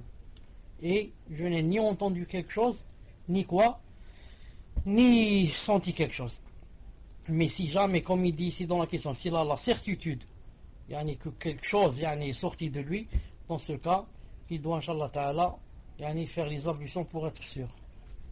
Et pour la troisième question, la personne dit je suis converti depuis peu, alhamdoulilah. Donc je dis à la personne qui a dit je suis converti depuis peu, je lui dis alhamdoulilah qu'Allah subhanahu wa ta'ala a sauvé ta peau de l'enfer. C'est la moindre des choses, c'est que Allah Ta'ala, quand il aide quelqu'un à se reconvertir, la moindre des choses c'est quoi? C'est que cette personne-là, un de ces jours, tôt ou tard, elle doit bi'idhna ta'ala rentrer au paradis. Je dis elle doit, c'est Allah Ta'ala qui a dit qu'elle doit. C'est pas elle dit j'ai le droit ou je dois, non. Allah Ta'ala a dit que ses serviteurs, il leur a donné un droit sur eux, que s'ils l'adorent, il va les faire entrer au paradis. Donc ça c'est alhamdoulilah. Ensuite j'aimerais savoir, vous me donnez votre conseil pour ne pas tomber dans des sectes ou autres escrocs qui puis-je faire confiance, car j'ai entendu parler des soufis, salafis et d'autres. Merci cher barakallahu fik. Donc ce qu'il faudrait faire, c'est de ne pas commencer à fréquenter beaucoup de gens au début comme ça. Pourquoi? Pour ne pas tomber, comme elle dit ici, dans une secte, et ensuite se trouver noyé et se remplir le cœur de choubouhat et de ne plus pouvoir sortir de cette secte-là. En passant, j'apporte l'attention de la sœur que quand elle a dit qu'elle avait entendu parler de Soufi, Salafi, etc., je lui porte son attention que Salafi n'est pas une secte. Au contraire, si tu tombes sur des gens qui se disent qu'on est des salafis, et que vraiment ce sont des salafis, à cela il faut s'accrocher. Mais reste à savoir, est-ce que ce sont vraiment des salafis ou pas? Car maintenant il y a des takfiri, il te dit c'est moi le salafi. Maintenant n'importe quelle personne, peut-être dans l'égarement, il dit c'est nous al-sunnah wal-jama'a, c'est nous les salafs. Donc je dis à cette personne, si vraiment ce sont des salafs, donc dans ce cas, il faut Inch'Allah Ta'ala s'accrocher à eux, car ils suivent le vrai chemin, le vrai minhaj. Mais encore faut-il être sûr que ce sont les vrais, De toute façon, je dis à cette sœur que Inch'Allah Ta'ala, dans les premiers temps, tu te suffis aux livres et aux cours. Tu entends des cours, les cours des gens de confiance, et tu lis les livres qu'il y a en français, bien sûr, des grands savants. Lis les livres des grands savants d'Arabie Saoudite. Les livres de Cheikh Ibn Uthaymin, de Cheikh Fawzan, de Cheikh Ibn Baz, rahimahumullah, et de ceux-là, les grands livres, les fatwas des grands savants. Et, comme j'ai dit, choisis une ou deux sœurs qui sont bien, masha'Allah, et avance avec elles. Doucement, billah ta'ala, mais attention, de commencer, d'élargir l'éventail des amis, car tu risques de tomber dans des habash, dans des soufis, dans des rawafid, ensuite te remplir le cœur de shubuhat et trouver beaucoup de difficultés à sortir. Et puis Allah subhanahu wa ta'ala t'aider. Atfadlal Cheikh. Non, mes chers, comme je l'ai écrit sur le salon, comme elle dit qu'elle est nouvelle convertie, Inch'Allah qu'elle ne tombe pas dans le panneau d'entendre les informations, etc. Car à chaque fois en France, et je pense que même dans les autres pays, quand il y a des attentats, etc., ils disent ce sont des salafistes. Donc il ne faut pas qu'elle croie dès qu'elle va entendre salafis, c'est qu'elle fasse le rapprochement avec ce qu'elle a vu à la télévision. Inch'Allah qu'elle fasse bien la différence. Donc les questions suivantes. Question d'une sœur. Assalamu alaikum wa rahmatullahi wa barakatuh. Une sœur demande, après avoir arrêté de prendre la pilule, elle a des traces marron, jaunes, mais toujours pas de menstrues. Et ce depuis quelques jours. Est-elle considérée depuis quelques jours. Et elle a considéré cela dans sa période de menstrues habituelle. Donc elle n'a pas prié ces jours-là. Alors la question est la suivante. Que doit-elle faire maintenant? Prier ou attendre que cela cesse? Wa jazakumullahu khairan. Question suivante. Question d'une sœur. Assalamu alaikum wa rahmatullahi wa barakatuh. Une sœur demande, quel est le bon comportement à adopter si une sœur nous fait du mal et qu'on lui a dit que telle ou telle chose nous avait fait mal, mais que par la suite on ne voit pas la sœur de la même manière qu'avant, même si on lui a pardonné à propos du mal déjà fait, doit-on s'efforcer de redevenir comme avant avec cette sœur? Cher, quelle est la meilleure chose à faire dans ce genre de situation? Barakallahu fikum. Question suivante, question d'une sœur. Assalamu alaikum wa rahmatullahi wa barakatuh. Il faut faire la prière de Fajr et Subh avant son heure. Enfin, à son heure. Mais il peut arriver que l'on se réveille à l'heure où on ne doit pas prier, car des kuffars prient à une idole en début de matinée. Doit-on laisser ce moment passer et faire les salades vers l'heure de salat duha, ou doit-on rattraper Fajr et Subh dès que possible?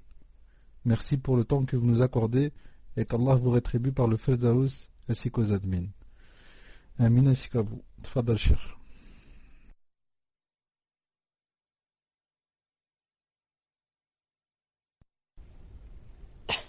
Naam. Donc pour la première question, Inch'Allah Ta'ala. Ensuite j'ai oublié, je profite pour dire à la personne qui a dit qu'elle s'était reconvertie, la nouvelle reconvertie, je profite pour lui dire que attention aussi, c'est très grave qu'elle aille dans le paltok, comme on dit, galérer et voguer, je ne sais pas quoi, et rentrer comme ça dans des salons pour dire ça part de l'islam, etc. Je vais entendre. Vous avez compris? Donc, ça c'est très dangereux. Très très dangereux. Non. Il y a même dans le paltok, subhanallah, je vais vous raconter une chose, ça va vous étonner peut-être. Enfin, vous savez ça. Il y a dans le paltok, il y a quelqu'un, un murtad, un apostasie, un apostat, qui s'appelle Kaza. Kaza, je ne sais pas quoi. Alors, celui-là, il dit que il y a un autre messager après Mohammed alayhi salam. Il y a un autre messager après Mohammed alayhi salam. Certains m'ont dit qu'il l'ont. Oh, il existe toujours, il fait chaque soir la dawa. Les flambim, comme il dit. Et certains m'ont dit qu'ils l'ont entendu dire que c'était lui le messager après Mohammed alayhi salam. Mais moi, je crois que il fait partie des Ahmadiyya. Ahmadiyya, yani, qui disent qu'il y a quelqu'un après le prophète sallam qui s'appelle Ghulam Ahmed Mirza, celui que Allah Ta'ala a fait décéder. Il est mort dans les toilettes exprès. Allah Ta'ala l'a fait décéder là-bas. Kaza Abdullah, voilà, c'est un Marocain de source. Pourquoi je vous dis donc, je parlais qu'il fallait pas rentrer dans les salons quand on risque de tomber dans un salon comme celui-là. Et moi, une fois, ça fait pas longtemps, un mois ou là, j'étais dans un salon, bien sûr avec un autre pseudo que vous connaissez pas, et j'étais dans le salon de celui-là. Et j'étais en train de lui donner des preuves, lui réfuter ce qu'il disait, et une sœur reconvertie est rentrée, une nouvelle. Subhanallah. Et qu'est-ce qu'elle disait? Quand moi je disais attention, celui-là je le connais, il s'appelle Kaza, il dit que ceci, cela, c'est un messager, etc. Elle m'a dit tais-toi. La sœur a dit la reconvertie, tais-toi, X, tais-toi, laissez-nous entendre celui-là, il dit des choses qui sont bien. Comme ça elle m'a dit. J'ai essayé de parler une autre fois, elle m'a dit tais-toi, laissez-nous apprendre, subhanallah al-azim. Vous avez compris? Vous avez compris. Donc, regardez la pauvre Yani Mskina, comment qu'elle a été égarée par celui-là, et moi je voulais mettre en garde, et elle allait peut-être mettre en garde contre moi. Elle a dit celui-là, il nous fait des machakil ici, il ne veut pas nous laisser apprendre le din. Donc je dis que c'est très dangereux. C'est très dangereux. Si quelqu'un maintenant va prendre la aqida de celui-là et attester que Mohammed alayhi salam c'est pas le dernier prophète, donc là, il est sorti de l'islam. Donc tu vois, toi tu viens avec ta bonne intention pour apprendre la religion, pour aller au paradis, et voilà tu te trouves de l'autre côté en enfer éternellement. Et éternellement en enfer. Jamais ne sortir de l'enfer. C'est vraiment très grave ce qu'il y a dans le paltok. Puisse Allah subhanahu wa ta'ala nous préserver. Ensuite, si la sœur veut, je peux lui donner deux ou trois pseudos ici sur le salon, 2 ou 3 pseudos de sœurs sur le salon ici, pour qu'elle les, Inch'Allah Ta'ala, pour qu'elle les contacte, et elle se met en contact avec elle pour qu'il la dirige, etc. Et il l'aide. Ça c'est donc on va revenir aux questions, Inch'Allah Ta'ala.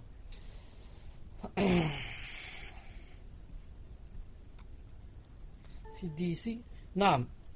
Une sœur demande après avoir arrêté de prendre la pilule, elle a des traces marron jaune mais toujours pas de menstrues. C'est depuis quelques jours et elle a considéré cela comme période de menstrues, etc. Je dis comme réponse à cette personne, les taches qu'elle a eues, marron jaune, etc. Si les taches sont venues naam, avec des contractions, naam, qu'elle considère cela, Inch'Allah Ta'ala, comme quoi le début de ses menstrues. S'il y a la femme elle sait qu'avant les règles, normalement elle sait qu'elle a quelques contractions au niveau du ventre ou ailleurs. Les femmes savent cela. Si elle a ressenti la même chose qu'elle ressentait d'habitude, ça veut dire Inch'Allah Ta'ala que c'est le début des règles. Sinon elle attend Inch'Allah Ta'ala. Taïb.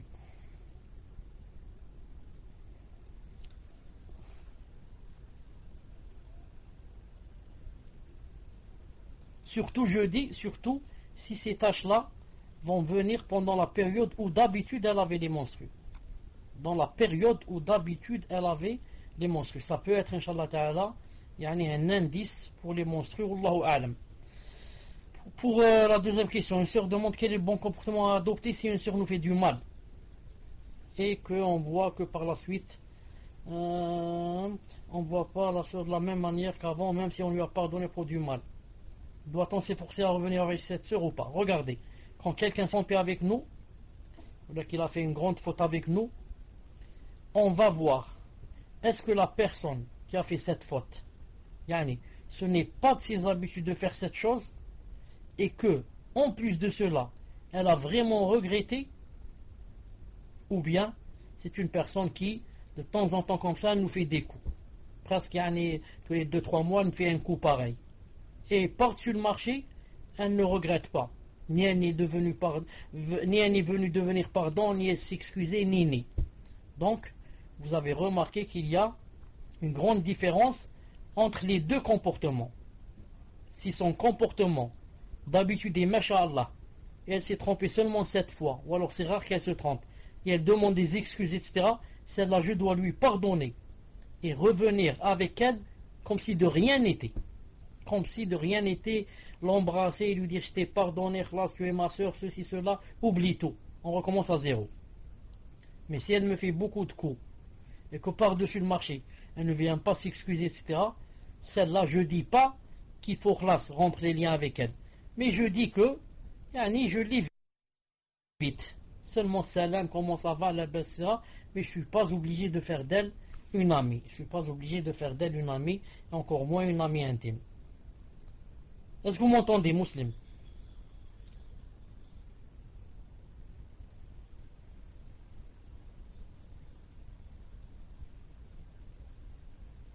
Alhamdulillah.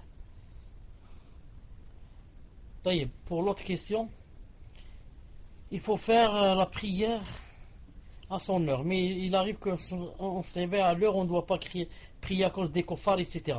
Je dis, c'est très important ce que je vais dire. Attention, pour la prière, quand on se réveille en retard, etc., il n'y a pas ce qu'on appelle les kofars sont en train de prier, etc.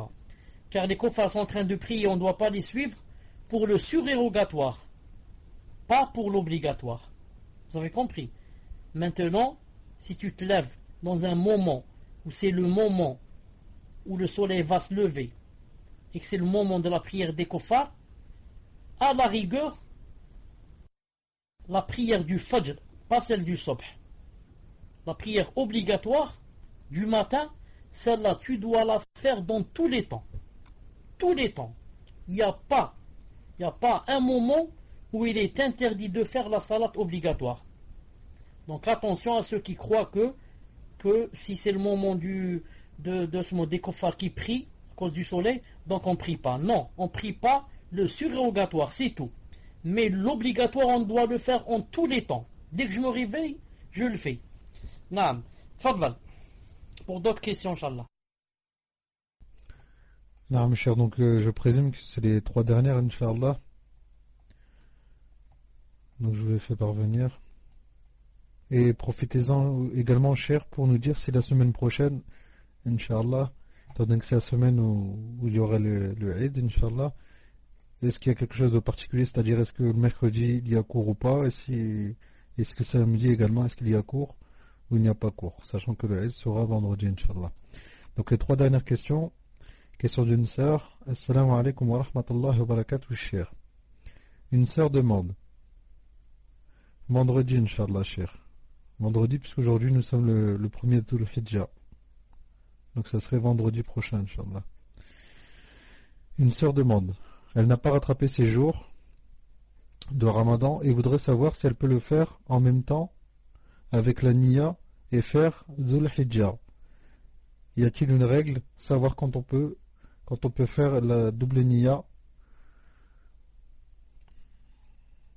la double intention pour jeûner. Barakallahu fikum, cher, qu'Allah vous récompense. Question suivante, question d'une sœur. Assalamu alaikum, une sœur demande. Cheikhana, conseillez-moi, barakallahu fikum. Voici ma situation, Inch'Allah, wa faqakum Allah. Je suis une sœur de 20 ans. Il y a 2 ans, mon mari, avec qui j'avais fait connaissance par le biais de cours de langue par internet, m'a incité à quitter le domicile familial pour partir avec lui, me marier. Il a choisi mon wali, il y avait des témoins et une dot. Sans donner aucune nouvelle à ma famille durant 7 mois. Puis nous sommes partis en Égypte. Il m'interdisait d'appeler ma famille. Et depuis plus d'un an, nous sommes revenus en France. Le comportement de mon mari laisse à désirer. Il reste souvent dehors avec les frères, ne m'apprend pas mon din. Il veut que nous repartions en Égypte dans un mois, en sachant que ma mère ne souhaite pas l'avoir comme beau-fils. Pouvez-vous me conseiller, Cheikhana? Question suivante. Salam alaikum, cher. Peut-on rester toute la nuit sans être couverte? Je pose cette question par rapport au hadith qui dit qu'Allah fait descendre une maladie une nuit de l'année. Où doit-on jeter cette nourriture? Tfadal, cher. La personne qui dit, pour la première question, vous m'entendez? La personne qui dit que elle n'avait pas encore jeûné les jours qu'elle a mangé pendant le ramadan de son cycle, et que maintenant, si elle pouvait jeûner avec en même temps la niya des 10 jours de Dhul Hijjah. Premièrement, je dis naam, c'est possible, je vais dire pourquoi. Et deuxièmement, il n'y a pas quelque chose de très clair que pendant ces 10 jours, que le prophète sallam jeûnait les 10 jours. Pas quelque chose de très clair à 100%. Même s'il y a qui n'est pas loin de cette chose, mais les savants ont dit que rentre dans le fait de faire du bien, c'est de jeûner aussi. Al-Muhim. Pourquoi j'ai dit ça? Pour que vous sachiez que si quelqu'un ne jeûne pas, ça veut dire qu'il n'a pas fait quelque chose de contraire à la sharia, pour moi une bid'a ou un péché. Al-Muhim. Il y a des adorations qui peuvent s'entremêler l'une dans l'autre, et il y en a qui ne peuvent pas. Comme ici, c'est permis. Pourquoi? Parce que je vais jeûner mes dettes et en même temps, c'est tombé avec Ashura ou c'est tombé avec Arafat ou avec ça. Donc, comme dit Cheikh Ibn Uthaymin, on peut joindre entre les deux niyas. Mais il y a des fois où on ne peut pas. Par exemple, si les deux sont obligatoires. Par exemple, je ne peux pas en même temps jeûner mes dettes et en même temps jeûner Ramadan. Comme je ne peux pas en même temps prier Dhuhr et en même temps dire je rattrape la Isha que je n'ai pas faite hier. Et en même temps, je vais prier Dhuhr maintenant dans la mosquée avec les gens. En même temps, c'est la Isha que je n'ai pas faite hier. Mais si les adorations peuvent s'entremêler, on peut. Comme par exemple le fait de prier Salat al-Fajr dans la mosquée et en même temps dire avec l'intention que c'est la salat de la mosquée, la salat de la rentrée de la mosquée, Tahiyat al-Masjid, la salutation de la mosquée. En même temps, par exemple, c'est Salat al-Fajr ou bien Salat al-Dhuhr.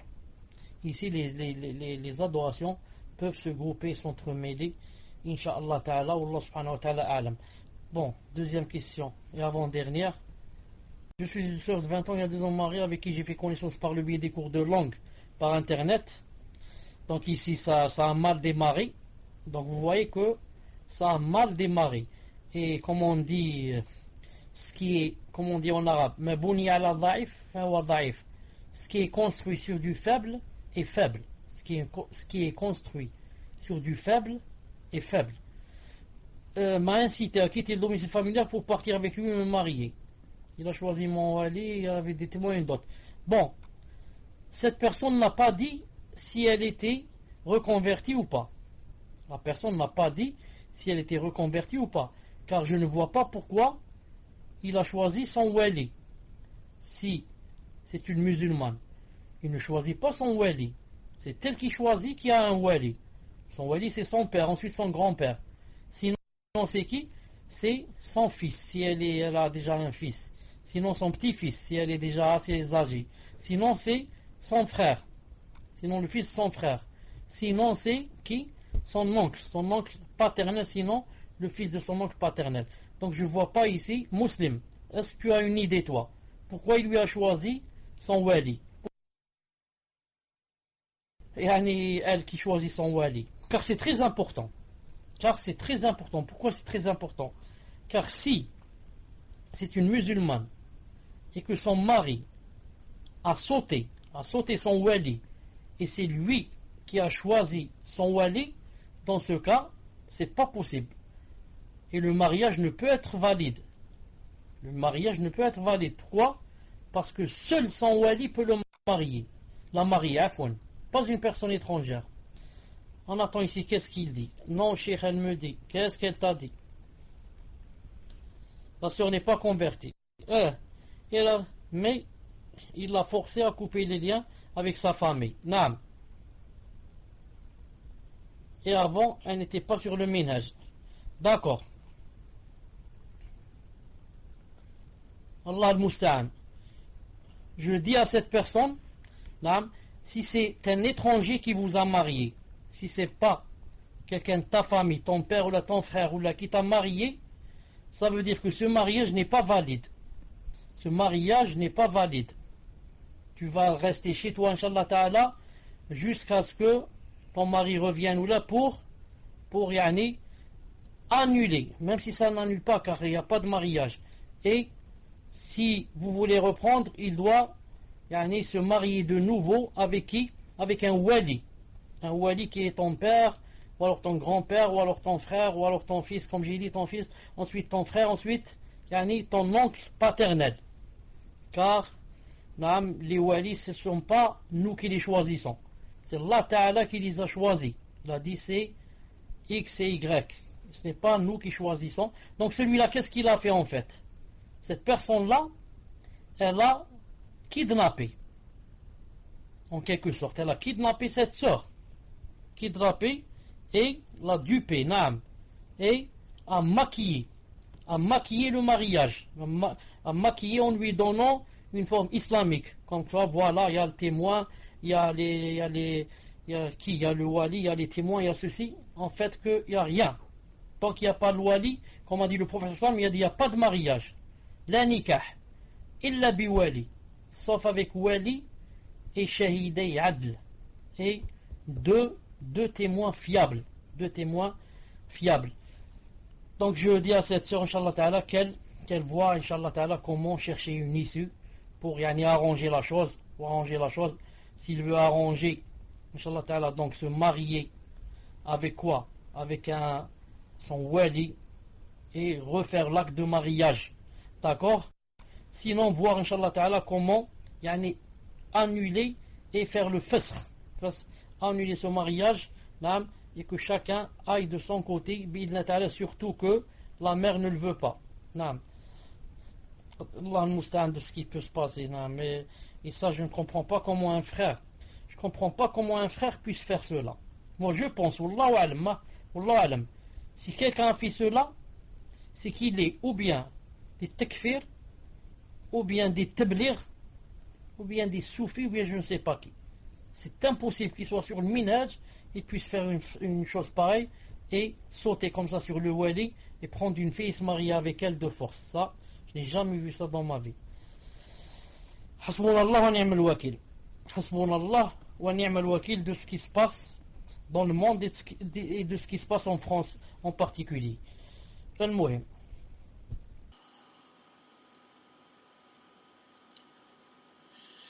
Salam alaikum. J'avais posé la question pour une sœur dont le mari l'a forcé à quitter sa famille et à l'épouser. Cette sœur demande les adillas concernant le fait que si je suis hors mariage, l'oncle maternel n'est pas mon wali.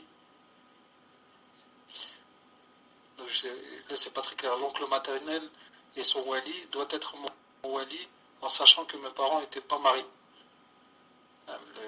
Donc elle veut le dalil. Le dalil, Allah alam, c'est que le tuteur ne peut pas être du côté de la mère, même s'ils n'étaient pas mariés. Non, parce qu'en fait, Cher, elle s'est trompée, elle s'est mal rédigée sur le passage. Si je suis hors mariage, l'oncle maternel et tout est mon wali. Elle a écrit ça, c'est pour ça que je ne comprends pas. Doit être mon wali, en sachant que mes parents n'étaient pas mariés, ce serait pour exposer. Elle veut dire qu'elle est issue d'une union donc hors mariage, donc forcément son père ne peut pas être son tuteur, il est juste son père biologique. C'est comme ça que je comprends la question, cher. Après je me trompe peut-être. Et donc elle demande est-ce que son oncle maternel peut être son wali.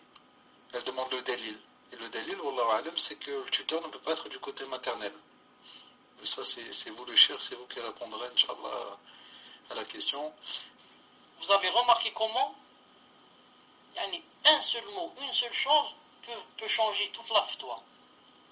Quelqu'un qui te pose une question, il peut, sans le vouloir peut-être, il ne fait pas exprès, mais il ne te dit pas une chose. Ou alors il fait exprès, il te cache une chose. Et, subhanallah al-azim, tout va changer. Tout va changer. C'est pour ça que le prophète a dit quoi? Il a dit Istafti qalbak wa in aftak al-muftoun. Il a dit pose la question à ton cœur et demande à ton cœur de te répondre. C'est lui qui te donne la fatwa. Il a dit wa in istaftak al-muftoun. Même si tu as posé la question à des mouftis qui t'ont répondu.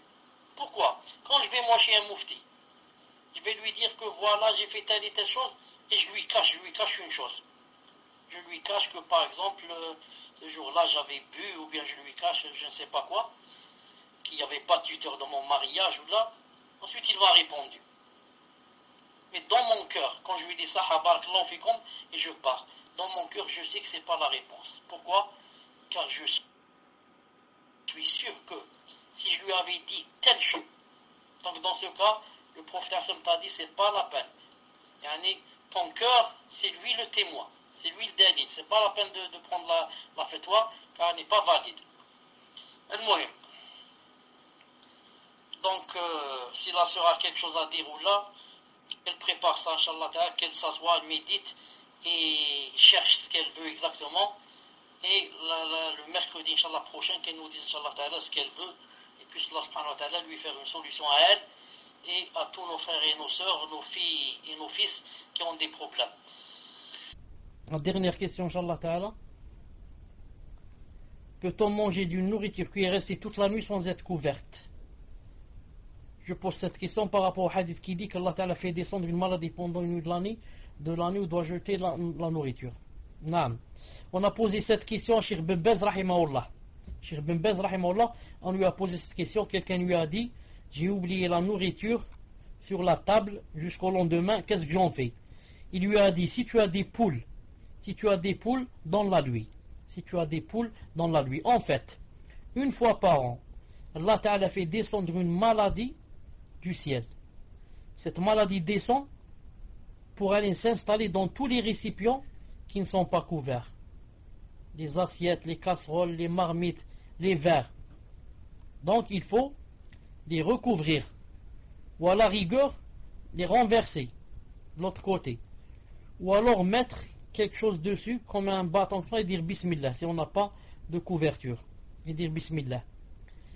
Mais je dis, c'est seulement une fois par an.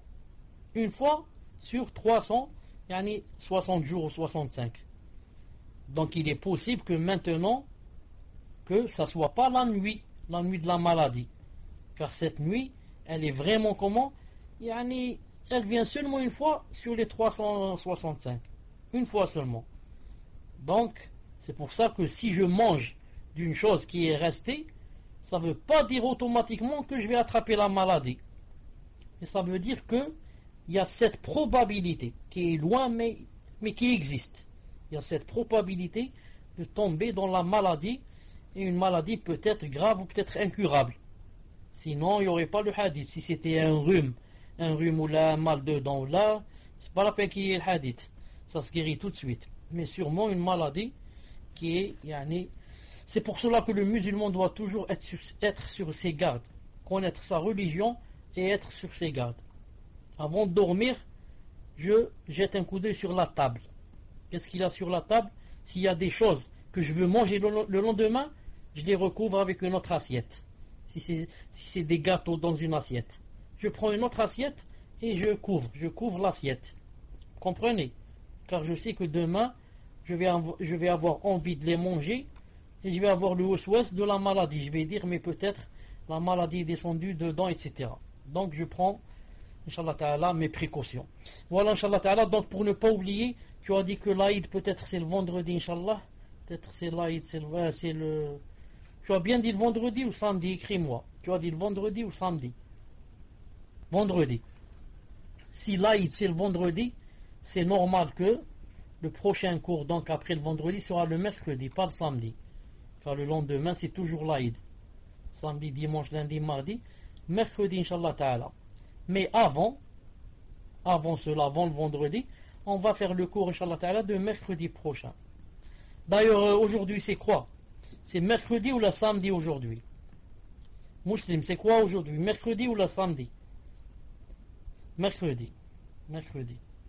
Donc, on va se rencontrer, Inch'Allah Ta'ala, samedi. Et, si Allah Ta'ala le veut, mercredi aussi. Sinon, samedi, je vous dirai qu'il n'y a pas de cours mercredi.